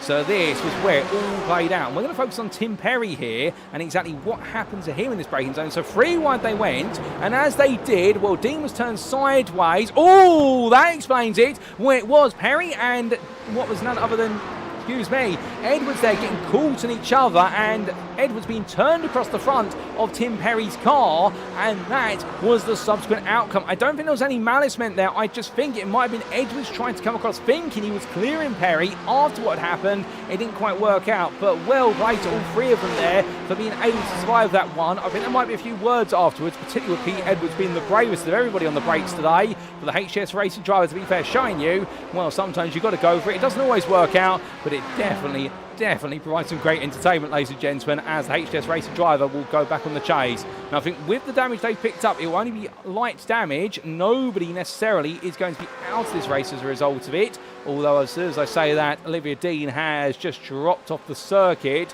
Hopefully that's not the sign of a technical retirement for the Ferrari driver. Surely not for the Cube Racing Team car. No, it's not. It is falling down the order, ladies and gentlemen. I think Olivia Dean has had a technical failure, literally, with only 16 minutes to go. And if so, that's absolutely what is abysmal there for Cube Racing Team. And the bad luck of Olivia Dean here today strikes. And there's been quite a bit of bad luck, but for Dean in particular, after all that, and still in the hunt of a top 10 finish in the elite class, that's not the way you wanted it to go at all. And well, commiserations to them and Cube Racing Teams. They're going to be absolutely in tears down in the garage. And now they know that all their hopes rely on this man, Sylvain Depêche, to try and make sure he gets it home in full place for the Cube Racing Team. He's 11 seconds behind Stattmann, who is still closing on the leaders little by little. And Albert Frisch, meanwhile, is not matching Depêche's pace. Sylvain Depêche, I think, is going to be safe here in fourth all the way to the end, presuming there's no technical issues with the car. And indeed, right now, anything can happen as we get towards the very end of this race, ladies and gentlemen. We are not far away here from Road America, but these are the moments in these endurance races where drivers start to think to themselves, am I hearing something from the car? Am I hearing something going wrong right at the end? This is where it's going to be clenching down on fingernails, biting them away, and indeed not just in the car but also in the garage. But meanwhile, Matthias Pettinger here, he needs to try and come back at Chris Round. Round seems to have made the strategy work, unless there's another pit stop that we are not aware of right now. Pettinger is the only driver alongside his teammates in the Pro Class, Benjamin Massey, who have gone for the two-stop strategy today. Everybody else has chucked their cards in and gone for the one-stop by comparison, at least those not affected by damage in this race. And right now, the Austrian driver here for Inox Motorsport, he's all over the back of Christian Ablasser, and he'll be hoping he can use the Gazex car to pull him along and just give himself more time back in the chase of Chris Round. And where is Round? Here he is, making his way up the hill in towards turn 6. The Axis SimSport driver right now in the 169, just feeling, I think, quite confident with himself here, and knowing that he has bought himself the best part of what is a 13-second gap, and he doesn't need to do anything silly here, he just needs to get it home. Meanwhile, in second place of the Interclass, here is Logan Timberlake. His game is still to try and catch up to John Ludbrook, although the gap has actually moved in favour of Ludbrook over the last couple of laps. If anything, I think Timberlake has actually been overtaken by Massey and Robin Noel Brown. He's over the back of Noel Brown right now. This definitely seems to be a sign where things have gone backwards for Timberlake. And to be fair to him, if he does settle for second today, he should be happy with the Sim Party Racing driver. This has been his best performance of the season. He has put together a masterclass in coming through from fourth to second. Unfortunately, Ludbrook has had a bit of fortune on his side and has just proven to be just that little bit quicker over the distance in the Corvette. But Tim Blake has pulled off something brilliant in his Porsche 911 RSR, and that is he has shown that he can be as quick as Ludbrook for the best part of what has been 60 minutes of this race, traffic permitting. And now towards the end here, I think it might be starting to go away from him a little bit. Albeit Andrew Fellows, he is the best part of what is 10 seconds behind Tim Blake in third in the Interclass. So for Fellows at the moment at least, this is a race where understandably for him, he's now got to be thinking to himself, just get this home as well, unless he can find some magic out there. We still do have some potential magic to come meanwhile, and indeed we do see someone who's late to the party but is a Brian Beardsworth fan. Well, thankfully, we're coming straight onto this man for you, JG, at 1977, because here is Brian Beardsworth, and we still have a question that needs to be answered here. Who is going to finish fourth in the Interclass? Now, Craig Tillotson is the man who holds on to fourth. You saw him there in a BMW make his way past the Verona Academy, but here comes Brian Beardsworth, who is catching him little by little. Tillotson's actually gone quite deep there at the hairpin at turn number 5. That's going to bring him a lot closer sooner than anticipated. We also, just to interject, we have a black flag for Robin Noel Brown. That's a drive-through penalty for instant points. He's serving that at the moment, so look out my commentary booth window. So just keep that in mind. That's going to relegate him down and bring Massey and Boycia back into the top 5 of the Pro Class. And Brandon White's not going to be too far away from that now, as Noel Brown comes back out in 7th.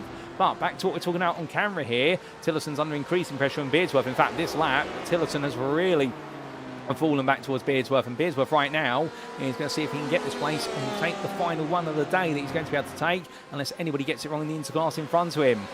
Making his way through the kink. Well, let's see him catch up as we take a quick sip of water.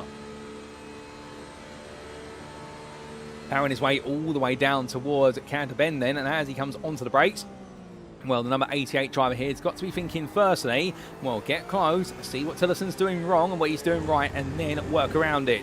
And Tillison, to be fair, he's not exactly out of line, but I think that BMW from Verano Academy is just struggling with its tyres. You can see the lines, they're smooth, but they're not perfect. And there's two very different stories. There's Beardworth take a lot of apex curve there at turn 14. That caused him to lose traction out the corner, and Tillison in that BMW that is very quick on the straight, even if it does have more rear wing than its counterpart. Well, we do know for the fact it will pull away, but Beardsworth now starts to gain little by little by little. He gets closer and closer, but he'll have to brake early here as he heads into turn 1. He goes deep, that dirty air, and also the fact he releases down past him. Well, I believe that is Jack Wells. So Beardsworth in the end respecting blue flags, and that was by design to go deep, and he's going to use Wells now to pull him up to the Verano Academy car. Mark Hutchinson is not too far behind him, and well, there is Hutchinson in the rear of the picture, but he's got his own company, Chris Round still. So Beardsworth at this point, he's got to be thinking himself, right, use Wells' Ford GT, use it as a means to get close, and, well, will he be able to then capitalise on it? I think he's thinking about it now, because there Tillison lets Wells go, but he does so very gently, and as a result, that's going to bring Beardsworth so close at this point. They're going to have a fight for the remainder of this race. And, well, right, looking back from the rear now of the Verano Academy BMW, the number 34 heads on around, and right now, can the British driver hold off Beardsworth all the way to the end? 10 minutes left on the clock, plus a final lap. Other battles out there, well, we still have the ongoing lead battle over and in the lead of Leon versus Luis de Silva, whereby the two have stayed static for the best part now of what has been another 35 minutes, but the game plan between them has been to save fuel to make sure that Stattmann does not get close to them. But Stattmann is inching closer, and I can imagine if they start fighting, Stattmann will be there at the end of the race. So we'll have to see on that. Meanwhile, in the Pro class, in his rounds to lose, as Beardsworth goes a little bit wide there at the kink, keeps it together and keeps it away from the Armco barrier, and Tillison will be safe for now, and that's what he's got to do, Tillison. He can't afford to make any mistakes here. Let the guy behind who's chasing you make the mistakes, because the late great Murray Walker once said, it's one thing to catch, it's another thing to pass, and that rings true at any circuit in the world, in the fact that when you start to get closer and closer, you've got to hurry, you've got to push yourself, you've got to get into that dirty air, and then you've got to find the final 5% that says you can make that place. Well, coming on out right now, Tillison, again, he just doesn't have the corner exits that the Porsche of Beardsworth has. You would expect that, to be fair. Front engine rear wheel drive versus mid engine rear wheel drive. The Porsche is always going to have the advantage in the corners. But right now, Tillison doing everything right where the BMW matters most, and that is getting the corner exit down, getting the full throttle, and powering his way on the straights. But into turn 1 he comes, and you can see the car just does not want to take the corners with confidence right now. But Tillison's going to push it through the corners as best as he can, and Beardsworth, meanwhile, needs to glue himself to the back of the 34 if he wants to outrun it. But coming down the next stretch they go, and you can see in the rear of the picture there, that is the lap lead cars of Mark Hutchinson and Chris Round getting closer and closer. Will they play a role in this? Tillison would hope they may do so, and I think meanwhile Beardsworth will hope they don't get close up in time, as Beardsworth's going to look up the inside. He goes all in, and it's from very far back. He gets it stopped, however, and Beardsworth there nails the move, but Tillison's going to come back at him up the hill. Does he go in on the brakes here? This is bold to do it on the inside. No, he does not, and Brian Beardsworth at the end, he gets it wrong. He goes out wide at turn number 6. Tillison's going to be too wide with him, but too wide they're going to turn 7. Tillison goes on the switch back there. 9 is no way through, and in the end as they come down towards turn number 8, well there Tillison backs off. He lets Hutchinson go around the outside, but is it the right call? I don't think so, as Hutchinson in the end runs out wide. It's very tight for there right now. Hutchinson doing everything he can to respect the lap down driver, and Tillison doing the same, but in the end Tillison just does not quite get the move back in the end, and Beardsworth in the end almost threw it all away. Well, he managed to find it, but now we'll have to see whether Tillison can come back at him, as meanwhile, well behind him, that is going to be Beardsworth's teammate, I believe, of Chris Round, getting closer and closer here. And Round right now will be hoping that the same respect that Tillison showed Hutchinson will be shown to him as well, as they come in towards Canada Bend, and Tillison here leaves the door wide open. And, well, your pro leader goes up the inside there, the inter driver, and takes what is that the place on track. And, well, there's even more cars to come, as behind them is Chad Henson. But from them, we then come back to this, and this is Liam Kelso versus Benjamin Massey. This is a third place in Pro, and well, suddenly these battles are all coming alive again, as Kelso right now holding what is Massey just at bay, but Massey seems to be struggling here, goes very deep at Canada Corner, and Massey moves up into third place there, and right now, is there some logic in the madness of the two-stop here for what is the Inox Motorsport team? They seem to be making it work, and Massey, who was a long way down the order at the start of this race, has now made his way all the way back to where he started after the difficulties he open lap. He's back in a third of the Pro class, and Massey right now is coming alive. His next target will be his teammate, who is 9 seconds up the road. I think that's a bit of a stretch, and Chris Round's even further up the road, but we will see. We've still got time in this one, ladies and gents, but I'll tell you that, and right now anything's possible to the very end, as meanwhile Cedric Boyce here looks to try and outrun Logan Timblake's Inter Porsche versus his own Pro for GT. And you'll get the inside there, that's for what his overall position. As we look back to the overall standings, Tim Blake's going to have a bit of fun here and decide to fight it back versus the Frenchman, and then decide, you know what, it's not worth it, just tuck in behind instead. As John Ludbrook, being the best part of 7 seconds up the road, I think Tim Blake is hoping that he can just use these Pro cars to get closer to the class leader, which he'd love to chase them down. But we've been so focused on everything that's happening further down the order, we need to come back to your leaders. And, well, that's not the two of them side by side there. That's Miguel Leon, your overall leader, who will get in his way past Robin Noel Brown, who he puts a lap on. As, meanwhile, Luis De Silva now tucks into the back of him. And the GPX SimSport driver here, staying as close as he possibly can. With Martin Stattmann, you'll see him there in the rear of the picture. There is your third place man, who is trying to catch up to these two. But they are playing a very risky game. But before that, we look to the two BMWs that are a lap down, because they're fighting for position. When they rust up the inside there, Noel Brown, and the braking. Noel Brown gets very close there, and I think didn't anticipate the fact that Russell would brake so early, or lift off so early, given the tow, and was the concertina effect versus the top two cars in front of him, and therefore Noel Brown does avoid going into the rear of the Austrian's machine. However, that almost cost him a lot of tyre life. A big lock up on that front right there. That front right tyre is going to be blistering now, given the fact these tyres will already be very hot, given how warm it has been here today. And weather-wise, you can see on the right side of your screen, we've had a track temperature that's held comfortably in the low 30s. We're currently at 32 degrees centigrade. It would have been warmer at the start of the race, given we had more cars out there after qualifying. But the point being, right now, this is not a cold circuit. It is a relatively warm circuit, and these tyres have definitely taken a beating on all the cars, but especially on those BMWs. And Noel Brown right now will need to protect that front right tyre for the best part of the remainder of this lap to make sure he doesn't open it up even more and really rip the life out of it. But as the GPX SimSport driver heads down in towards what will be at Canada Corner, right now there's going to be no way through, surely, and he's going to have to wait.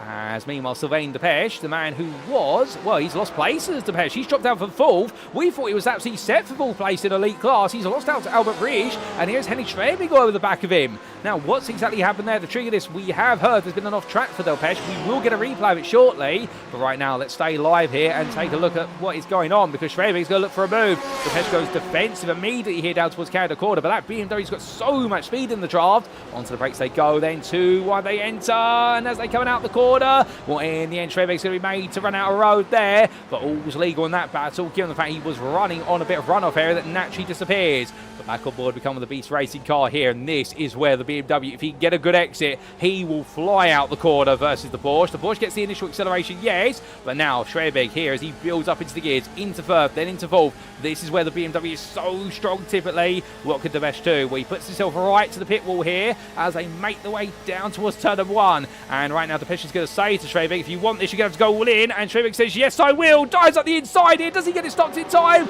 I think he does, but now will Depech go for the cutback? No, he doesn't. He gets caught out on the outside, and Schwebig goes for it, and he gets his place. It's fifth right now for Schwebig, but he's now got a long run all the way down towards turn number 5.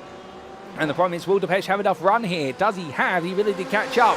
Given the fact we know that Cube Racing have put an extra bit of downforce on the rear ends of their cars here in order to make sure they're stronger in the corners, and I don't think he's going to catch up. But he can try and go for the long distance send here, much like what Schwebig did to him. And the answer is going to be no, he does not. And they do change place, and then the Beast Racing driver moves up to 5th place there with a brilliant move. But we need to take a look back at the context for all that, and it was an odd track for Sylvain Depech, and here's the replay. So this was Depech, who was very lonely at the time, heading in towards the kink. Did it go wrong here? He made his way in, took all the apex curb, and the car just slowing down there for Sylvain Depech. Well, that's an odd one there, completely coming to a slowdown, and in the end, I wonder whether by riding that curb, he damaged something underneath and then tried to get the car going again. He didn't even get it going, but he rode so much that curb, I think it's damaged something inside the car. And then subsequently, that's where we did see what was the start of the battle between himself and Schwebig, and, well, he went for Schwebig. We'll stay with this replay for a bit, because the battle ran all the way to the end of what was the run to turn number 1, and then that's where we picked it up. So Sylvain Depech in the end with a bit of an odd moment, but lost out considerably, and the rest was consigned to history. And right now, Schwebig is not dropping Delpesh. I think Delpesh has got his confidence back. But whatever it was, well, it's a real odd one. We're not quite sure. I wonder if we'll be able to get a word with him after the race to understand what went wrong there. But meanwhile, as these drivers all head on, well, as quickly as we come back from that replay, we've only got 2 minutes left on the clock, ladies and gents, which means our leaders are on to our penultimate lap. We are going to get 45 laps here today at Road America. And goodness me, they've been 45 laps on the very best of the season so far. And, well, we are not too far away from seeing that checker flag, but we're not too far away from seeing some more battles play out before that checker flag arrives on the scene. Coming down towards turn number 3 this time. Well, Delpesh here, if he's going to try and find his way past that BMW in front of him, he's definitely going to have to get a really good round at the corner. That's not the way to do it. Snap oversteer there, exiting the corner. That's going to cause it to fall away. You can actually see visibly now the gap opening, and, well, that gap's going to open up to the best part of 4 attempts by the time they get to the braking zone. Albeit now Delpesh gaining a little bit, but it's not enough here. He goes for it. He's going to go for it from very far back. That's nose poking as it's defined, and as he makes it out the hill here, Delpesh right now says, right, I've got to go in for this. They come in towards turn 6. He's going to send it all the way in, and in the end he does get it done. But my goodness, these guys are absolutely fighting tooth and nail, and whether it's over 5th place or the win right now, they don't care. For them, every point matters, and Delpesh goes defensive immediately into turn number 8 here. He's going to absolutely stop it a dime and refuse to budge the remainder of the race. As Schwebig right now has got to try and come back at him, but what's he got in the tank? What can he do to come back at the man who lost it all only moments ago at the kink and now has got it all back in his mind? Well, we're not sure, but we will see. As meanwhile, your leaders, here they are. Miguel Leon and Pedro Luis da Silva, but the Enosis Esports driver right now leads going on to one last lap of the circuit here in our endurance race, and as he crosses that line, the gap is 8 tenths. Leon seems to be in control of this, and in the end, the strategy for Martin Stattmann has not played out. He is 4 seconds back off the leaders. He has got company in front of him that's a lap down he needs to clear, but right now from the Gazix Racing MCM team, the call to put new tyres on the car, whilst it seemed to be a smart one, it has not paid off. They needed a bit more time in this race, and they needed the traffic to fall favourably for them, but neither has happened. So therefore right now it could be consigned to 3rd here. We will see a different team on the top step most likely, but who will it be? Will it be Enosis Esports or will it be GPX SimSport? We will see as their battle runs onwards. Meanwhile, in the run for 5th place here, Schwebig versus Delpesh. They're too wide, they make contact, they touch twice, and as they come through turn 1, Schwebig goes out wide there. I think will feel as though he's been pushed wide as a result of that secondary contact between the two of them, but neither driver giving ground, and Tim Perry's coming up to this very quickly and probably thinking, what on earth's going on here? So is Pete Edwards. They want to get involved. Chad Henson, meanwhile, we look back to him in the Los Dos Privado car. He's over the back of Mark Hutchinson. We are pro leader of Chris Round, just watching this for entertainment at this point. And meanwhile, in the interclass, there's no real battles to talk about with John Ludbrook seemingly in control.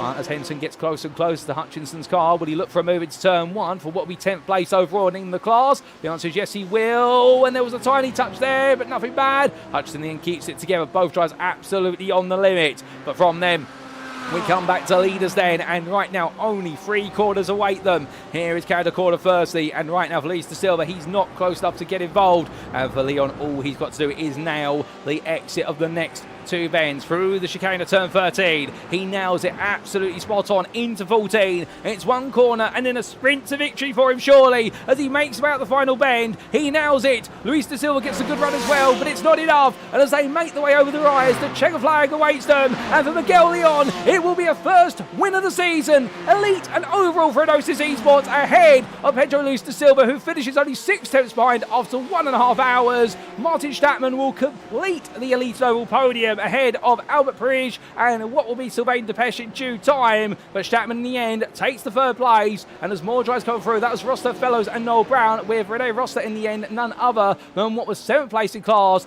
Parige makes his way meanwhile to the finish line, and as he makes his way over it, well, it'll be a full place here today. And for Enosis Esports, it will be a big score for the team. And a time to strike back at the Teams Championship was Sylvain Delpesh, and then hold on to 5th for Cube Racing Team. What a hard-fought battle between him and Henrik Schwebig right at the end. And then we will see Tim Perry and Pete Edwards come on through the camera shot just behind them. And then we've got a bit of time to this man, Jack Wells right now, who makes his way on through. But as he does so here, well, he clears Bruno Key one more time today. And the Beast Racing driver in the 282, he's definitely definitely been one of the stars towards the bottom end of the top 10 in the elite class. He's enjoyed a solid race for Beast Racing, and well, the flashing lights then, the very colourful Lyrid for GT. He's happy with this result, and we're happy for him as he crossed that line in 9th.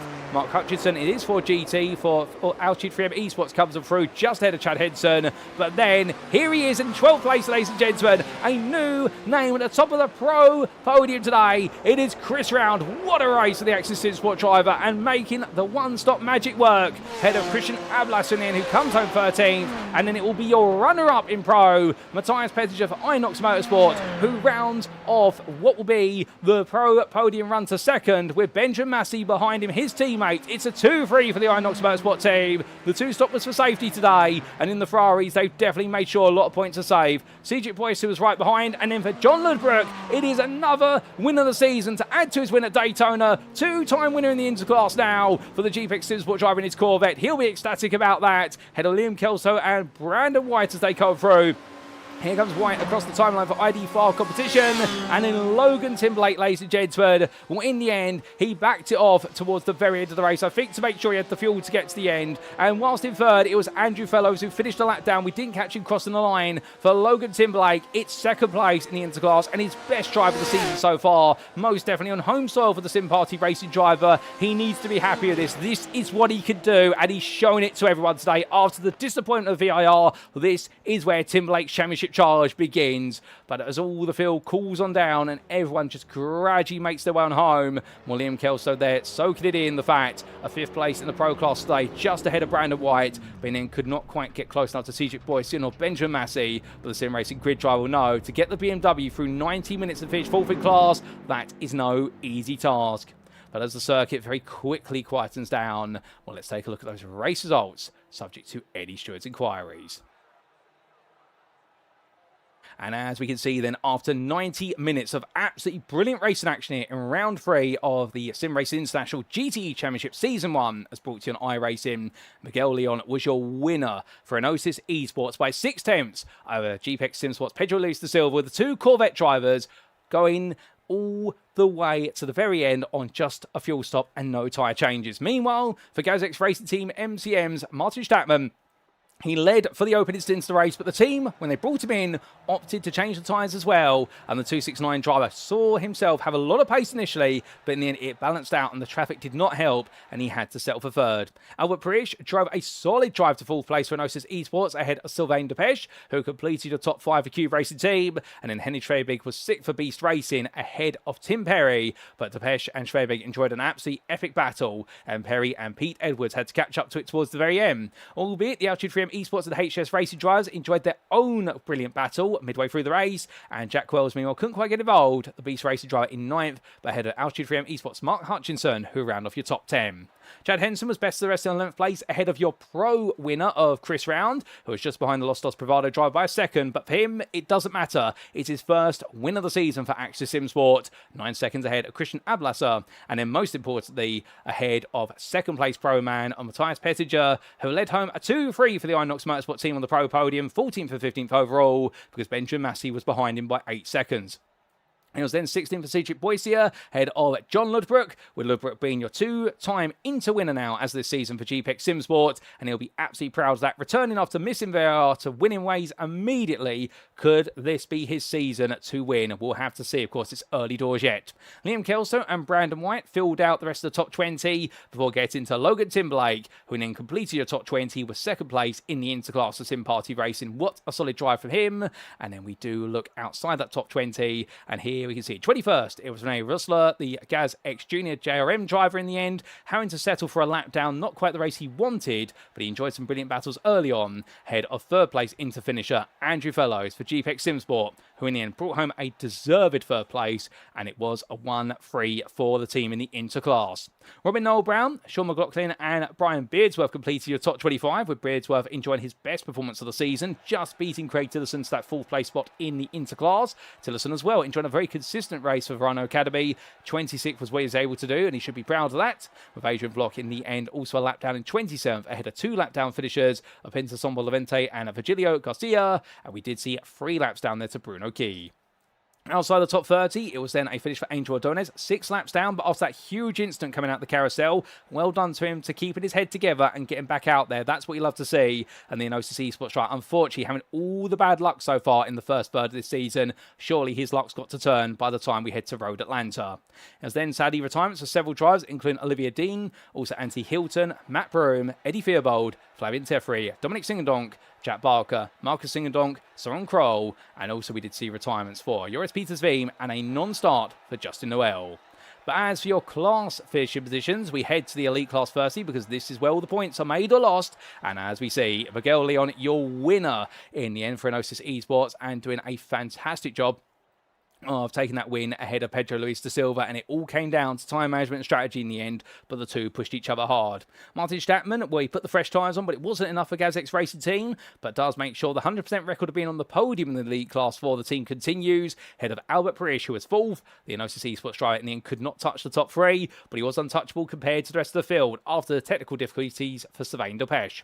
Delpech in the end was able to finish 5th for Cube Racing team, enjoying a fierce battle of Henry Schwebig, who was behind him by a second at the finish, and it was Tim Perry in 7th place at Altitude 3M Esports ahead of Pete Edwards, with the HS Racing driver enjoying one of the most exciting races he's had all season long, and I suspect that's going to continue as the season rages towards its conclusion.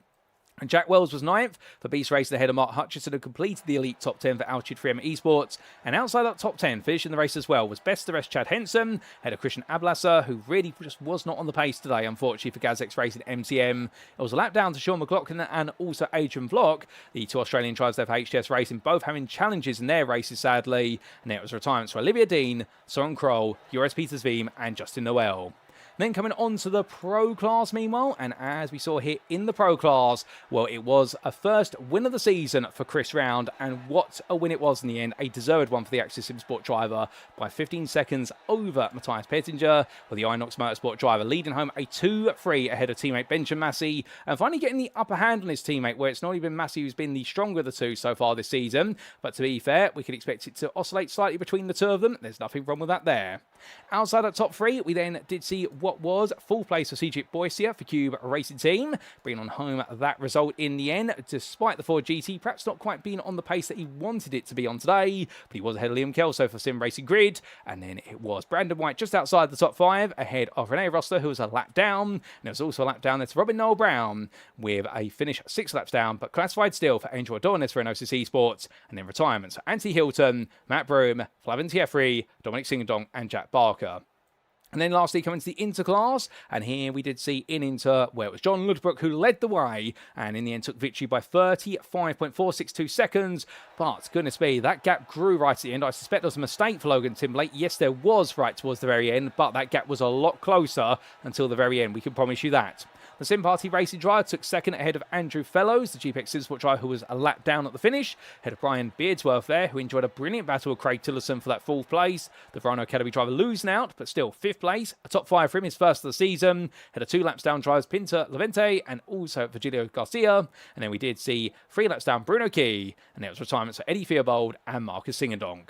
Well, with that, ladies and gentlemen, that concludes our rundown of the provisional results, and it concludes our racing at Road America, but it doesn't conclude our broadcast, because coming up in approximately 5 minutes' time, we'll be back for post-round interviews, and don't go anywhere, because you won't want to miss hearing the fault of our drivers after what's been our first endurance race round of the season. We will be back as soon as we can.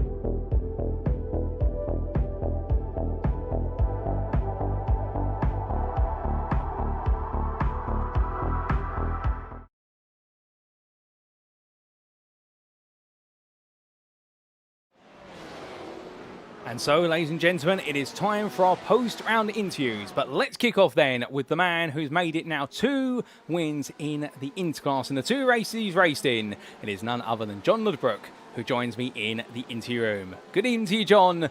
And well, you missed VIR, but as soon as you returned to the grid, you're back to winning ways. How was that for you today? That was brilliant, mate. I couldn't ask for a better race, to be fair. After race 1, was absolutely buzzing, and I'm absolutely loving these GTEs, which is a surprise for me. But yeah, P1 again tonight. I'm just gutted I missed VIR, because I'd be certainly well up there if I did. Oh, indeed. You may have been up there, but still, whilst you missed VIR, you were definitely up there today. And speaking of qualifying firstly, Road America, 45 minutes to put a good lap together, and you put a phenomenal lap together quite early on. Were you pleased with your lap? Yeah, very much so. So, really good setup from my teammate Pedro, and it just worked really, really well. I was so happy to get into the 59s, just the late 59s, and then we sort of went out as a team, and I followed Pedro for a bit. I managed to get into sort of the mids, so I was really, really happy with it, to be fair, and it put me in a good starting position for the race. Oh, 100%. And speaking of that starting position, we did see you start a little bit ahead of some of your inter-peers. However, when you do have that mingling of the classes, particularly in the midfield, there's always a bit of fun to be expected going into the first couple of laps.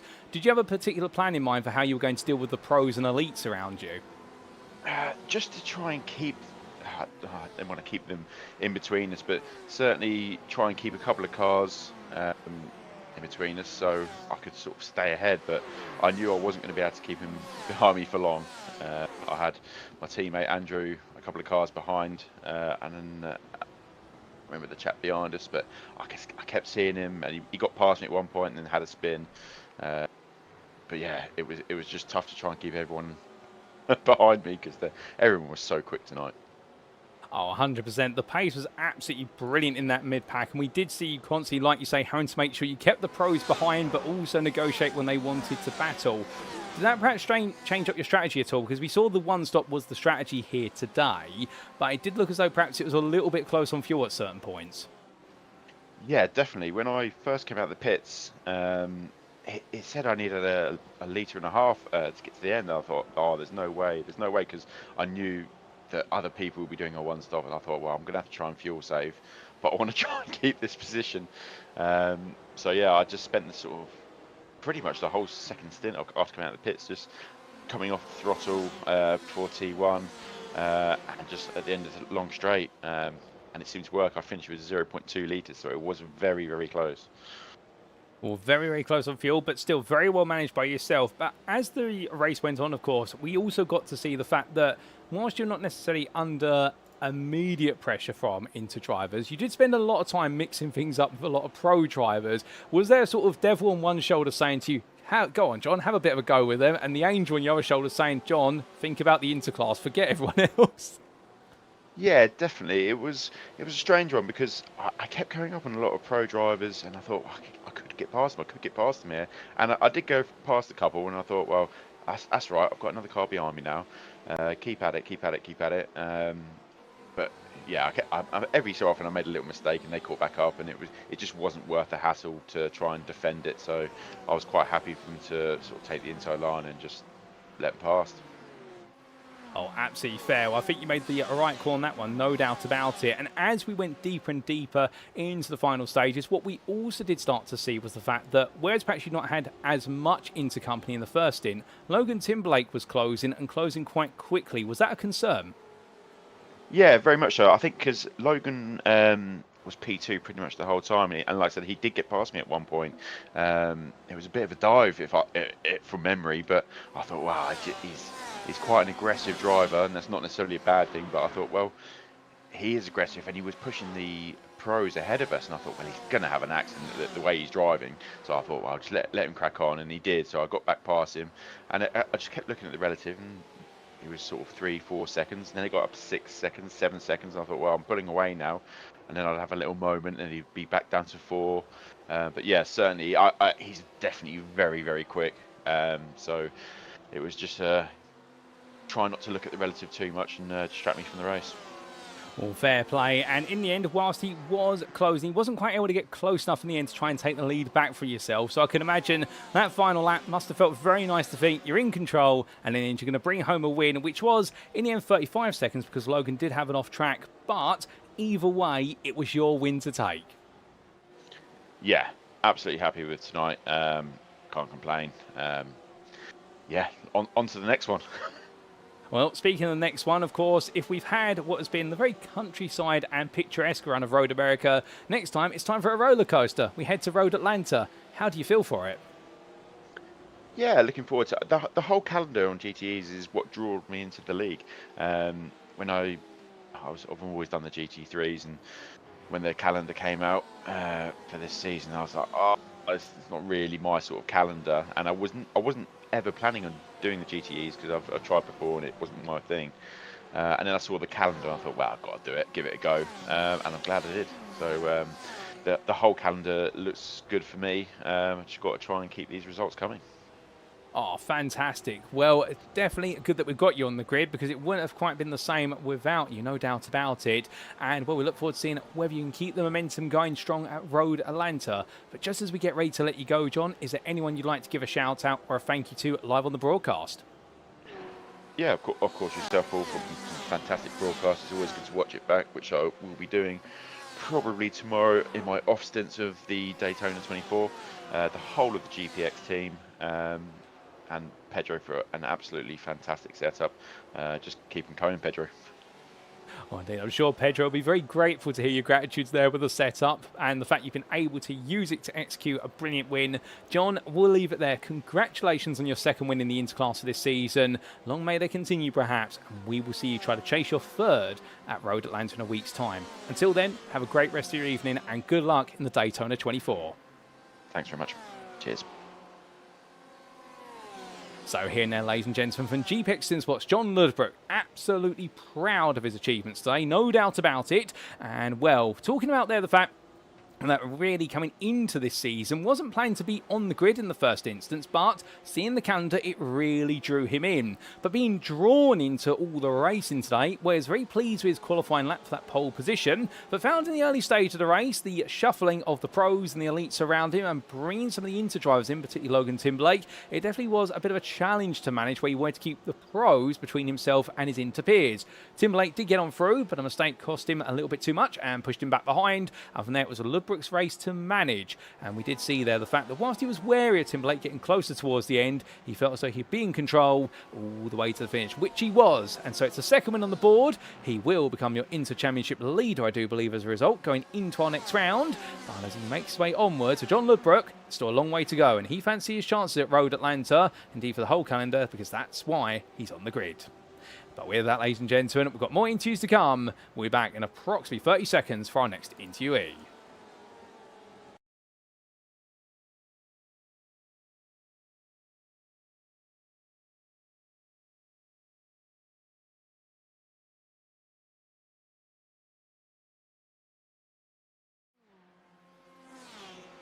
And well, it is from the Interclass to the Pro Class we go. And joining me now in the interview room is none other than the man who finished second in the Pro Class today. It is Matthias Pettinger. Good evening to you, Matthias. What a drive for yourself today. Perhaps not quite enough to beat Chris Round, but still to come through and finish second. It definitely was a solid drive. But how was it for you out there? Yeah, the beginning was quite hard, realizing I took the wrong strategy with the normal fuel what you take in the normal officials. That did hurt in the beginning, but I was always quite close to P1.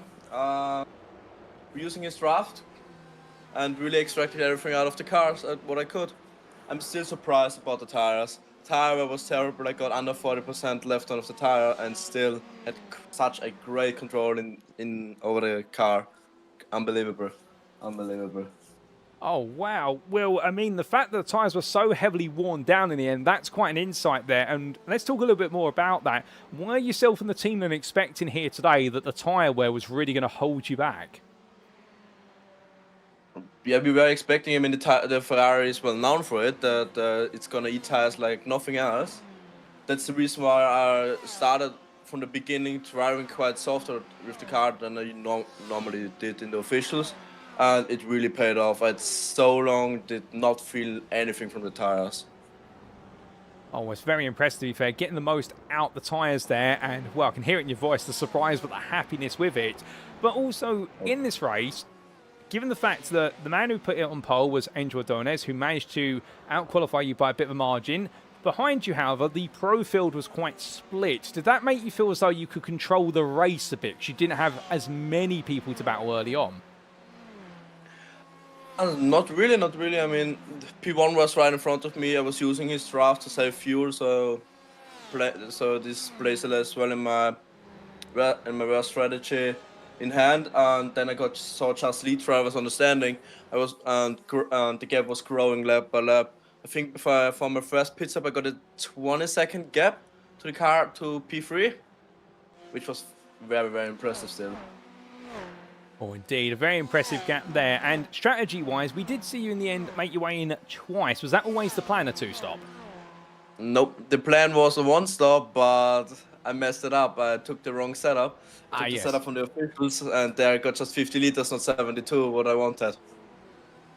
Yes, I apologise. You did say that earlier on. So that explains the two-stop there, because it does look as though, and I hate to say this, if you had got the fuel right, you may have actually been on course for the win today. But still, a strong second place showing, and we saw you enjoying a lot of fighting out there. What was it like just driving the Ferrari in general at Road America? Because there's so many straights around it, but also a lot of corners, something the Ferrari loves. It's really, really nice to drive the car. The fast right hand is quite hard to drive, but I have problem in every car that I took there. But otherwise, the track was so nice to drive. The car was very, very predictable, even with one-town tires, which surprised myself. The setup was good. Sadly, wrong fuel. Nothing to complain about the car. It felt in my hand. I'm used to it. It's one man, one machinery. Works like a dream team. Especially if I'm right behind you. Oh, indeed. And indeed, you made it look like a dream out there to drive it. And whilst you didn't get the fuel right in the end, the right setup with the wrong fuel, still a second place, a big result from this round. And does that mean now when we head to Road Atlanta in a week's time, we can expect you to add another podium to your season, or perhaps even your first win? The goal will be the win. But I don't mind to give the win to Ben, my teammate. Sometimes he's stronger, sometimes I'm stronger. We're gonna see. But it's not about from us who's gonna win. It's more like can we extract from each other and work as best together. That's the goal.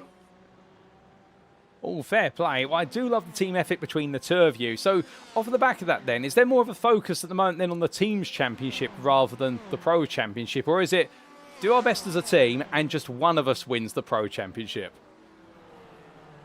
And in the end, you need to do both. So, and especially when we look out for the team championship, at least this is my mindset, and we work as a team creator together, and so we, in the end, both finish further ahead. So it's anyways a win-win situation when we focus on the team championship. Gotcha, that makes sense. I definitely think that's a very smart way to approach it, and I think a lot of teams could learn from yourselves in the weeks and rounds ahead. And thinking ahead, of course, Road Atlanta is next. Are there any other rounds where you fancy your chances? I hope then at Sao Paulo, Interlagos, there I hope as well for a victory. But this track is going to be interesting. Maybe you see Ben and me driving another car, maybe not. We don't know it yet. Oh, fair play. Well, I'm sure you'll keep us guessing, and we'll wait and see whether you do change cars in the rounds ahead. But just before I do get ready to let you go, Matthias, is there anyone you'd like to give a shout out or a thank you to live on the broadcast? Yeah, to Aeronox, to the team where I'm Ben Drive, to Michael, who made the new fantastic livery. And at last minute, it was a great decision from him. I like the new livery. It's a dream to drive. It looks quite more professional. And to everybody else who supported me on the journey so far. Oh, indeed, Matthias. You've got a lot of fans, and the iNox Motorsport team are one of the most popular teams on the grid, no doubt about it. And the livery looks fantastic, like you say. We'll leave it there for now, but congratulations on second place today. Even if it wasn't the win, even if you were held up a little bit by the wrong setup, it was a phenomenal drive on a two-stop, and we look forward to seeing whether you can go for your first win of the season at Road Atlanta. Until then, my friend, well, we wish you a lovely evening and all the best in the rounds ahead. Thanks. You too.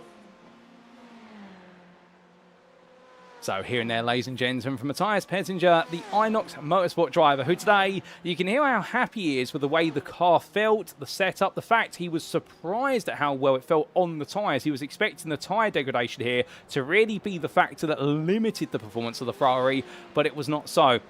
And the only limiting factor today then for the 127 driver, unfortunately, was the man behind the wheel, because the wrong setup on the car, and you could say the team as well got it wrong with regards to the setup, had the right geometry and everything on the car, but not the right fuel load. They put less fuel in and it forced out a two-stop. And if it had not been a two-stop, it'd been a one-stop, well, there's always another what-if question there. Would he have been able to follow the likes of Angel Ordonez as closely on a car that was heavier on fuel? I get the feeling he'd probably say yes, he would have been able to, and therefore could he have brought home the win instead of the second place to Chris Round? Well, still, what is done is done. He's happy with it. He can definitely feel that this is a championship that's gradually heading the team's way, and very interesting there to hear as well the fact the focus first and foremost is on the team's performances rather than the drivers. If the drivers both do well for the team, then naturally they'll be the two ones fighting for the championship at the very end. It's a very interesting philosophy to take, and I think it's one that means Inox Motorsport are going to be a huge contender in the Pro and Teams Championships all the way to the end of the season.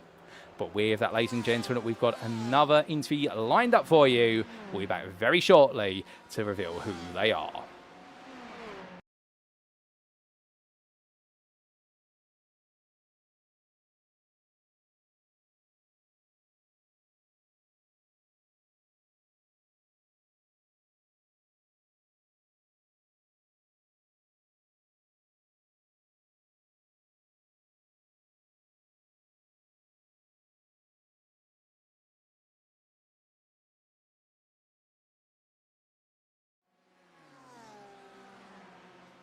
And so, ladies and gentlemen, we come to our third interview of the evening, and joining me now in the interview room is none other than Andrew Fellows from GPEX SimSport. We've heard from your teammate Andrew, now we're here for yourself.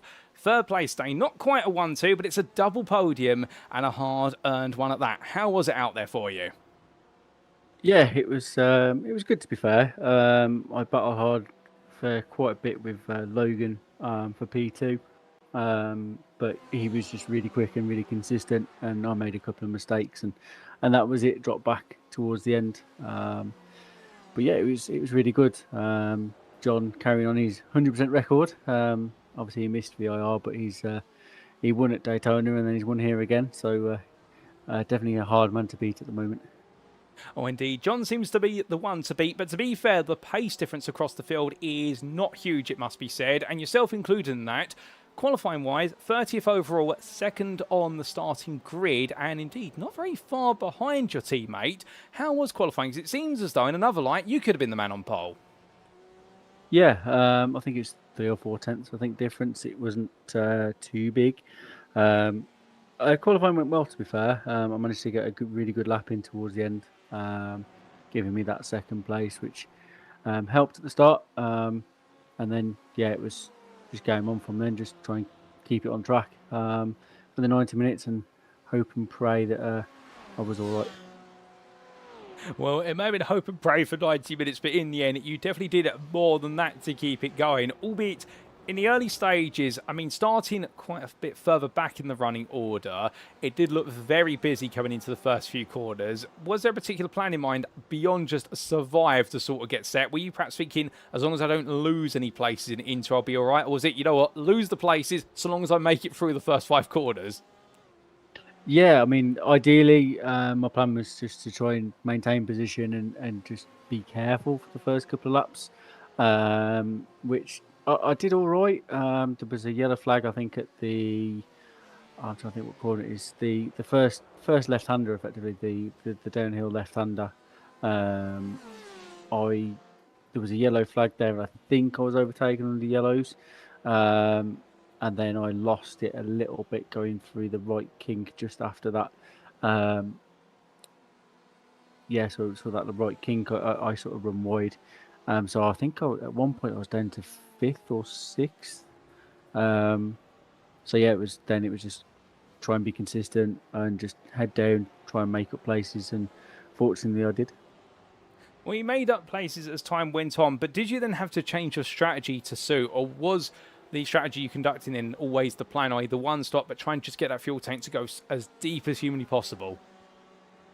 Yeah, I think it was always a one-stop. We were all very sort of low on fuel towards the end, and because I dropped so far back from Logan, like 15 seconds or so, I knew it'd be a struggle unless he had a massive issue on the last lap. So with the leaders coming up, I'm like, do I or don't I? Like, if I lose a lap to the leaders, I gain fuel, and I'm safe on fuel. But as it was, I end up running wide anyway at the I don't think the corner name. I think it's called the carousel.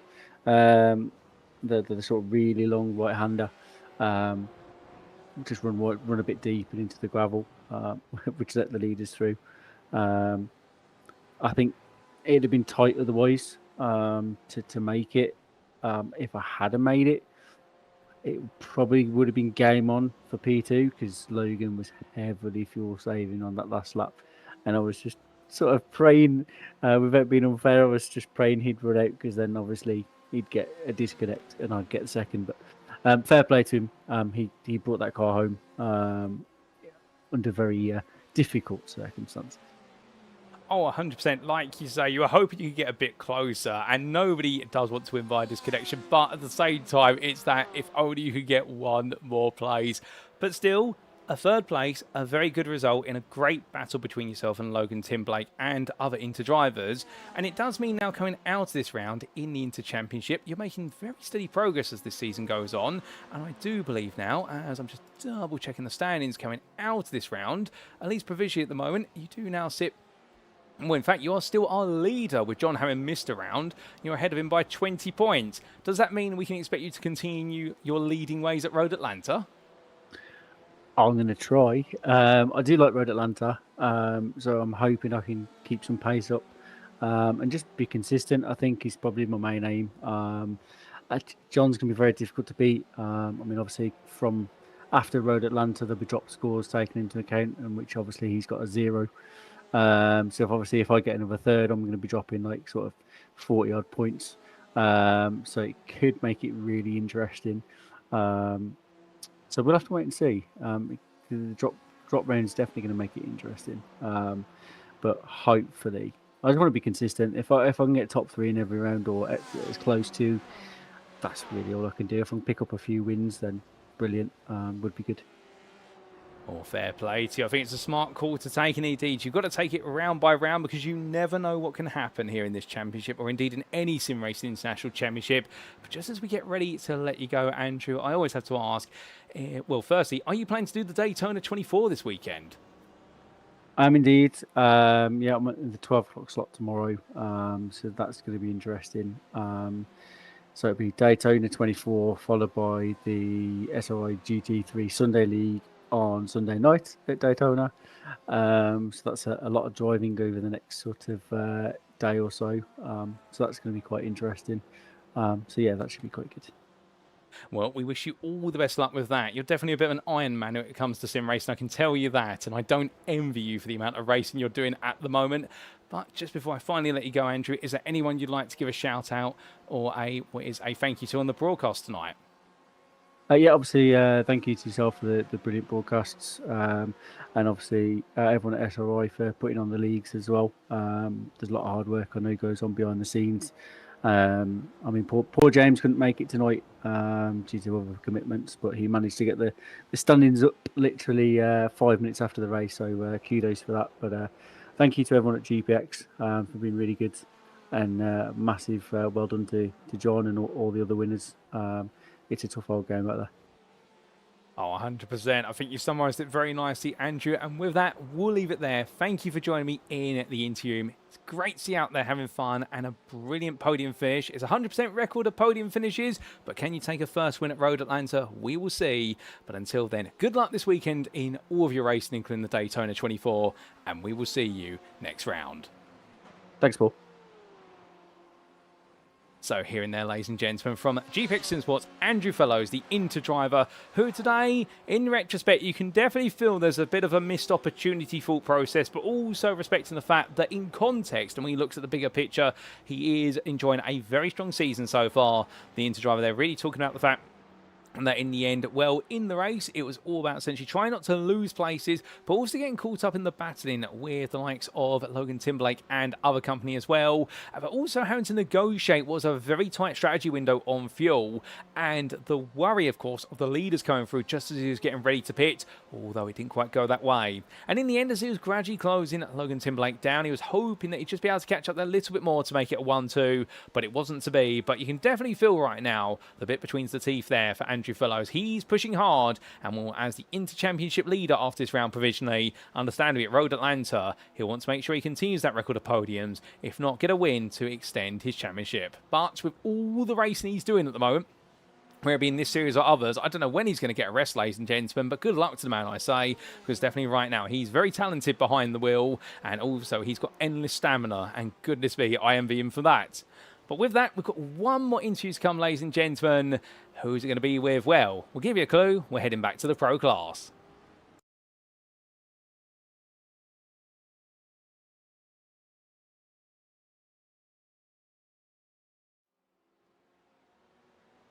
So as we head back to the pro class, well, you heard from one member of the team earlier on, and now you hear from the other member of Inox Motorsport. It's Benjamin Massey who joins me.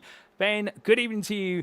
What a race for yourself and your teammate tonight, but focusing on yourself, another podium, a third place, not quite a win, but a hard-earned third place at that. You must be proud of it.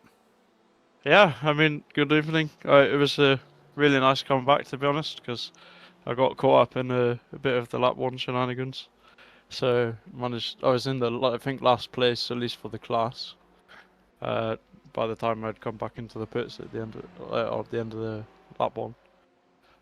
And yeah, I'm glad there's fast repair on the series, because that made it possible to have a bit of a charge back up to P3 in the end, which is a really nice result given the circumstances. Yeah. Well, you say a bit of a charge, an absolute monster of a charge, I must say. We haven't had anybody come that far through the field from the very back of class so far this season, so you've definitely got the award for the most overtakes in a race thus far. Just before that, however, qualifying. Today, a little bit behind your teammate. However, it was a very close qualifying session. Third in class, 12th overall. Were you happy with that? Yeah, I mean, like, obviously the session conditions are a little bit quicker, and you can draft your teammates and stuff, but that lap time I got, well, obviously it was broken to the 59s, the 58s, not just under 59s, I mean.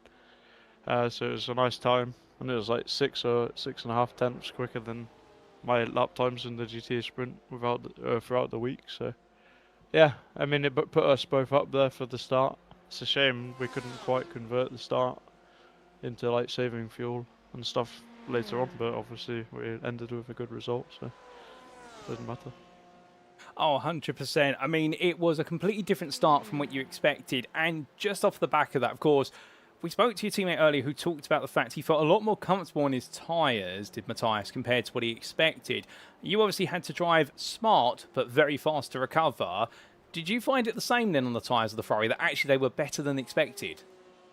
Yeah, because I was trying to do a race with the AI actually, like running the same cars, and tried to do the same conditions, but I couldn't set the date to 2025, so it was the 2026 May date, and it had like conditions similar in track temp to VIR, so it was like 48 track temp.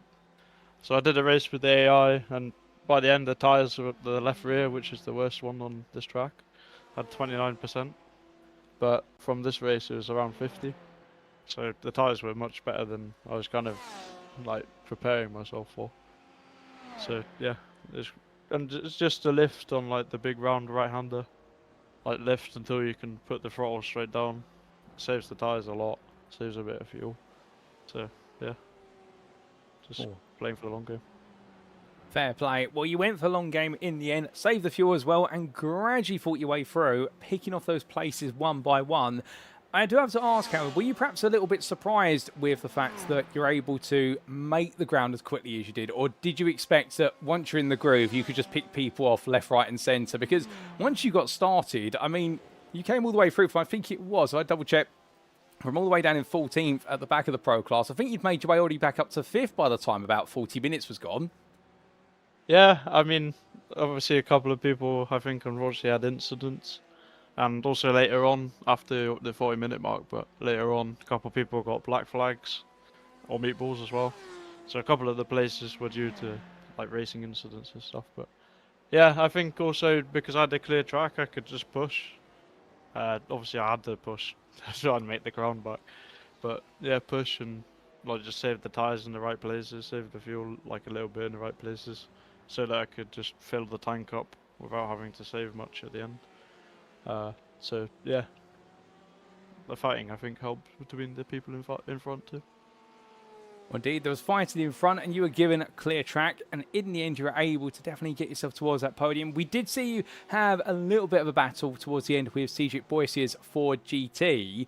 I mean, we did see the Cube Racing Team drivers run a bit more rear wing on the cars, at least based on the fact they seemed to struggle on the straight. Was that noticeable when you came up behind? Yeah, I mean, I'm on VRS sets and they seem to prefer like low wing, more aggressive sets, which I kind of like having, especially in GTEs. Like it's just more pointy, and especially well, I guess with the Ferrari, then it's also harder on tires. But if you can manage them, you get a really quick car, especially in quality too on the low fuel. So yeah, like especially at VIR, say like we're on really low wing, just pass everybody on the straight, and they can't catch back up because we're on such a low wing, even in draft. But yeah, here as well, like fairly low wing, without having an unstable rear. So yeah, it's good for overtaking in straights. Well, it definitely was a car that was quick on the straights and still nimble in the corners, which is exactly what we've come to expect for yourself. And you're still championship leader. Your 100% record of wins may now have been broken, but 100% podium rate does still stand. What can we expect from you at Road Atlanta? Yeah, I mean, hopefully I think in quali, for example, like it'll be hard. There'll be less zones to like carry each other along, but it'll still be important to work together in quali. I'm glad I got such a good teammate for that. But yeah, we're hoping to be towards the sharp end again. Do obviously some practice in the week. I think the conditions are fairly similar to the league, which would be good for tuning setup and stuff. Yeah, hopefully quali fairly well, like top 5 or so, and then I think my race pace is better, so hopefully be on the podium at least, I think. Oh, well, we look forward to seeing you chase that podium in a week's time at Road Atlanta. And I do have to ask as well, because I didn't get a chance to ask your teammate earlier, are the both of you running in the Daytona 24-hour? Yeah, well, unfortunately, there weren't enough of us in our team to get our team going, so I'm going to actually race with some people that I found through this league. Shout out SRI. But yeah, GPX Sim Sport I'm going to do it with tomorrow for a few hours to help them out, and also to be able to take part in the 24. So yeah, but hopefully we'll get the team together for Bathurst 12 and the following events after that. So yeah. Oh, fair play. Well, we wish you and the GPX Sim Sport team the best of luck in the Daytona 24. And as we get ready to let you go, Ben, so that way you can get yourself rested for 24 hours of Daytona, as always, is there anyone you'd like to give a shout out or a thank you to on the stream? Yeah, I mean, my teammates, the same guys as usual, like Mikkel for making the really nice new livery. I think it's like very, like more, like I don't know, more recognisable, and it's really nice to like be in such a nice designed car. As Matt said a bit earlier, like it's kind of a late decision, but it's really good that he got that up and running, ready for this race and the future races. Yeah, and just the same guys as well, like Dragos and Justin, for supporting in the Discord and throughout the week and stuff. Yeah, and yeah, it's just good. Well, Ben, it's been an absolute pleasure to have you join me in the interview room. It always is. Congratulations on a superb recovery drive to third place in class. It may not be a win, but still, it definitely feels like a win. I can tell you that based on the way you sound. And with that, we wish you the best luck in the Daytona 24, and we will see you at Road Atlanta in a week's time to see whether you can keep on leading the Pro Championship. Yeah, cheers. Cheers. So here now, ladies and gentlemen, from Benjamin Massey, the Inox Motorsport driver, who I think today gave it everything in order to be able to bring home a landmark result. And we're definitely sounding very positive there and very good to talk to and really talk about his perspective on the fact that in qualifying, another good qualifying session for him and his teammate Matthias. Matthias was able to out-qualify him today, but again, really emphasising, much like Matthias's interview earlier, and they're not reading off the script, I can tell you that. They really do mean it when they say they are putting the team first and wanting to work together for the mutual benefit, and it helps them in the race. Of course, whereas Matthias was able to get through the opening couple laps uninterrupted, for Ben, it was a difficult start race. He was demoted all the way to the back of the field, but then he got to work and he went quickly. But he was very grateful for the setup on the car, a very good setup, a lot of straight line speed, but also speed in the corners. And, well, with the temperatures here being a little bit more manageable perhaps compared to what was the test race he did, he was able to really exploit the tyres on the Ferrari and make sure he never quite pushed them too hard, but was able to make the places. And that's how he was able to make this sensational recovery drive to third place. He's definitely one of the strongest drivers in the Pro class right now, and will understand as he heads into Road Atlanta as your championship leader. He'll be thinking to himself one thing and one thing only, and that is that championship is for him and his team for the taking, but he's just got to keep the results coming on him. But with that, ladies and gentlemen, that concludes our interviews, and let's give you a recap of who we've interviewed today. So, we've heard from a mixture of drivers across the Inter and Pro classes. We heard, firstly, from none other than John Ludbrook, the GPX SimSport driver, who named your winner, converting pole to a win and maintaining a 100% win rate in the class after 2 rounds participated in. We then came to the Pro class, and it was Matthias Pettinger, the Inox Motorsport driver, who was second today, but knowing a win could have come his way if he put the right fuel in the car, but still lesson learned and a big score nonetheless. We then made our way back to the Inter class with the other member of GPX SimSport, of Andrew Fellows, who maintains his 100% record of podiums in all 3 rounds, but yet to find a win, but still happy the way the season's going. And we just heard from Benjamin Massey for Inox Motorsport in the Pro class. And well, today was all about the recovery drive, and he put together an absolutely brilliant effort over 90 minutes to bring himself back onto the podium there and keep the points on coming. A big thank you to all 4 of our drivers for joining me for an interview this evening. We're very grateful to have them all, and well, we wish them all the best of luck as they get themselves set and ready to go for the 24 hours of Daytona. It sounds like they're all going to be busy this weekend and all absolutely exhausted by the end of it. And we look forward to seeing them on the grid at Road Atlanta and all of our other drivers as well. And perhaps we might even get an interview or two with some of our elite drivers next time who we haven't spoken to for some time. But with that, it is now time for us to wrap up. Thank you very much for watching, and if you have enjoyed today's show, and perhaps you're sat there right now wanting to know more about SimRacing International, or how you can be on the grid and join us all for plenty of racing on a weekly basis, well, for all that and more, we definitely recommend that you join the official Discord. Invite link at the bottom of your screen. And if you do, you'll be right at the beating heart of the community, and if you want to join us on the grid, well, we do have our free main series currently on offer, including our GT3 Championship on Thursdays, currently in its 11th season, with 120 drivers across 2 splits. We also do have GT3 racing on weekends, on Sundays in particular, as part of Season 17 of the UK Sim Racing Community GT3 series. And we also do have the series you've been tuning into tonight, the Friday evening at GTE Championship Season 1, our maiden season here. And what a season it's been so far. So there's plenty of racing to get involved in here. That's your more serious stuff, but if you're looking for something for a bit more casual, well, of course, we do have our free-to-join Practice League, which does run on Tuesday evenings, Wednesday evenings, and Saturday afternoons. So there's never been a better time to get on the grid here at SimRacing International. We'd also like to take a moment to say a big thank you to our series and league sponsors, who do include CarMate, Modern Technology, the GP2 Group, and lastly, but by no means least, the Motorsport UK Esports Division. And a big thank you to them for continuing to recognise us here at SimRacing International as a recommended community, and long may that continue. But with that, ladies and gentlemen, attention's now turned to next time.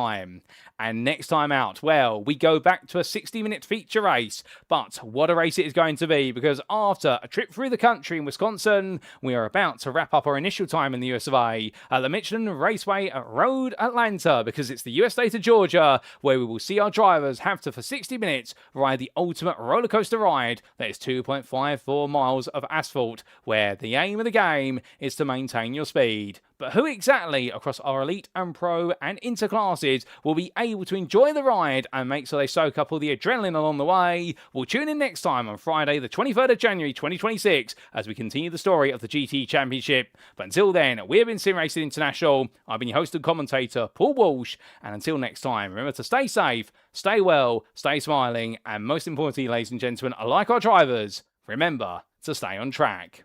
Good night.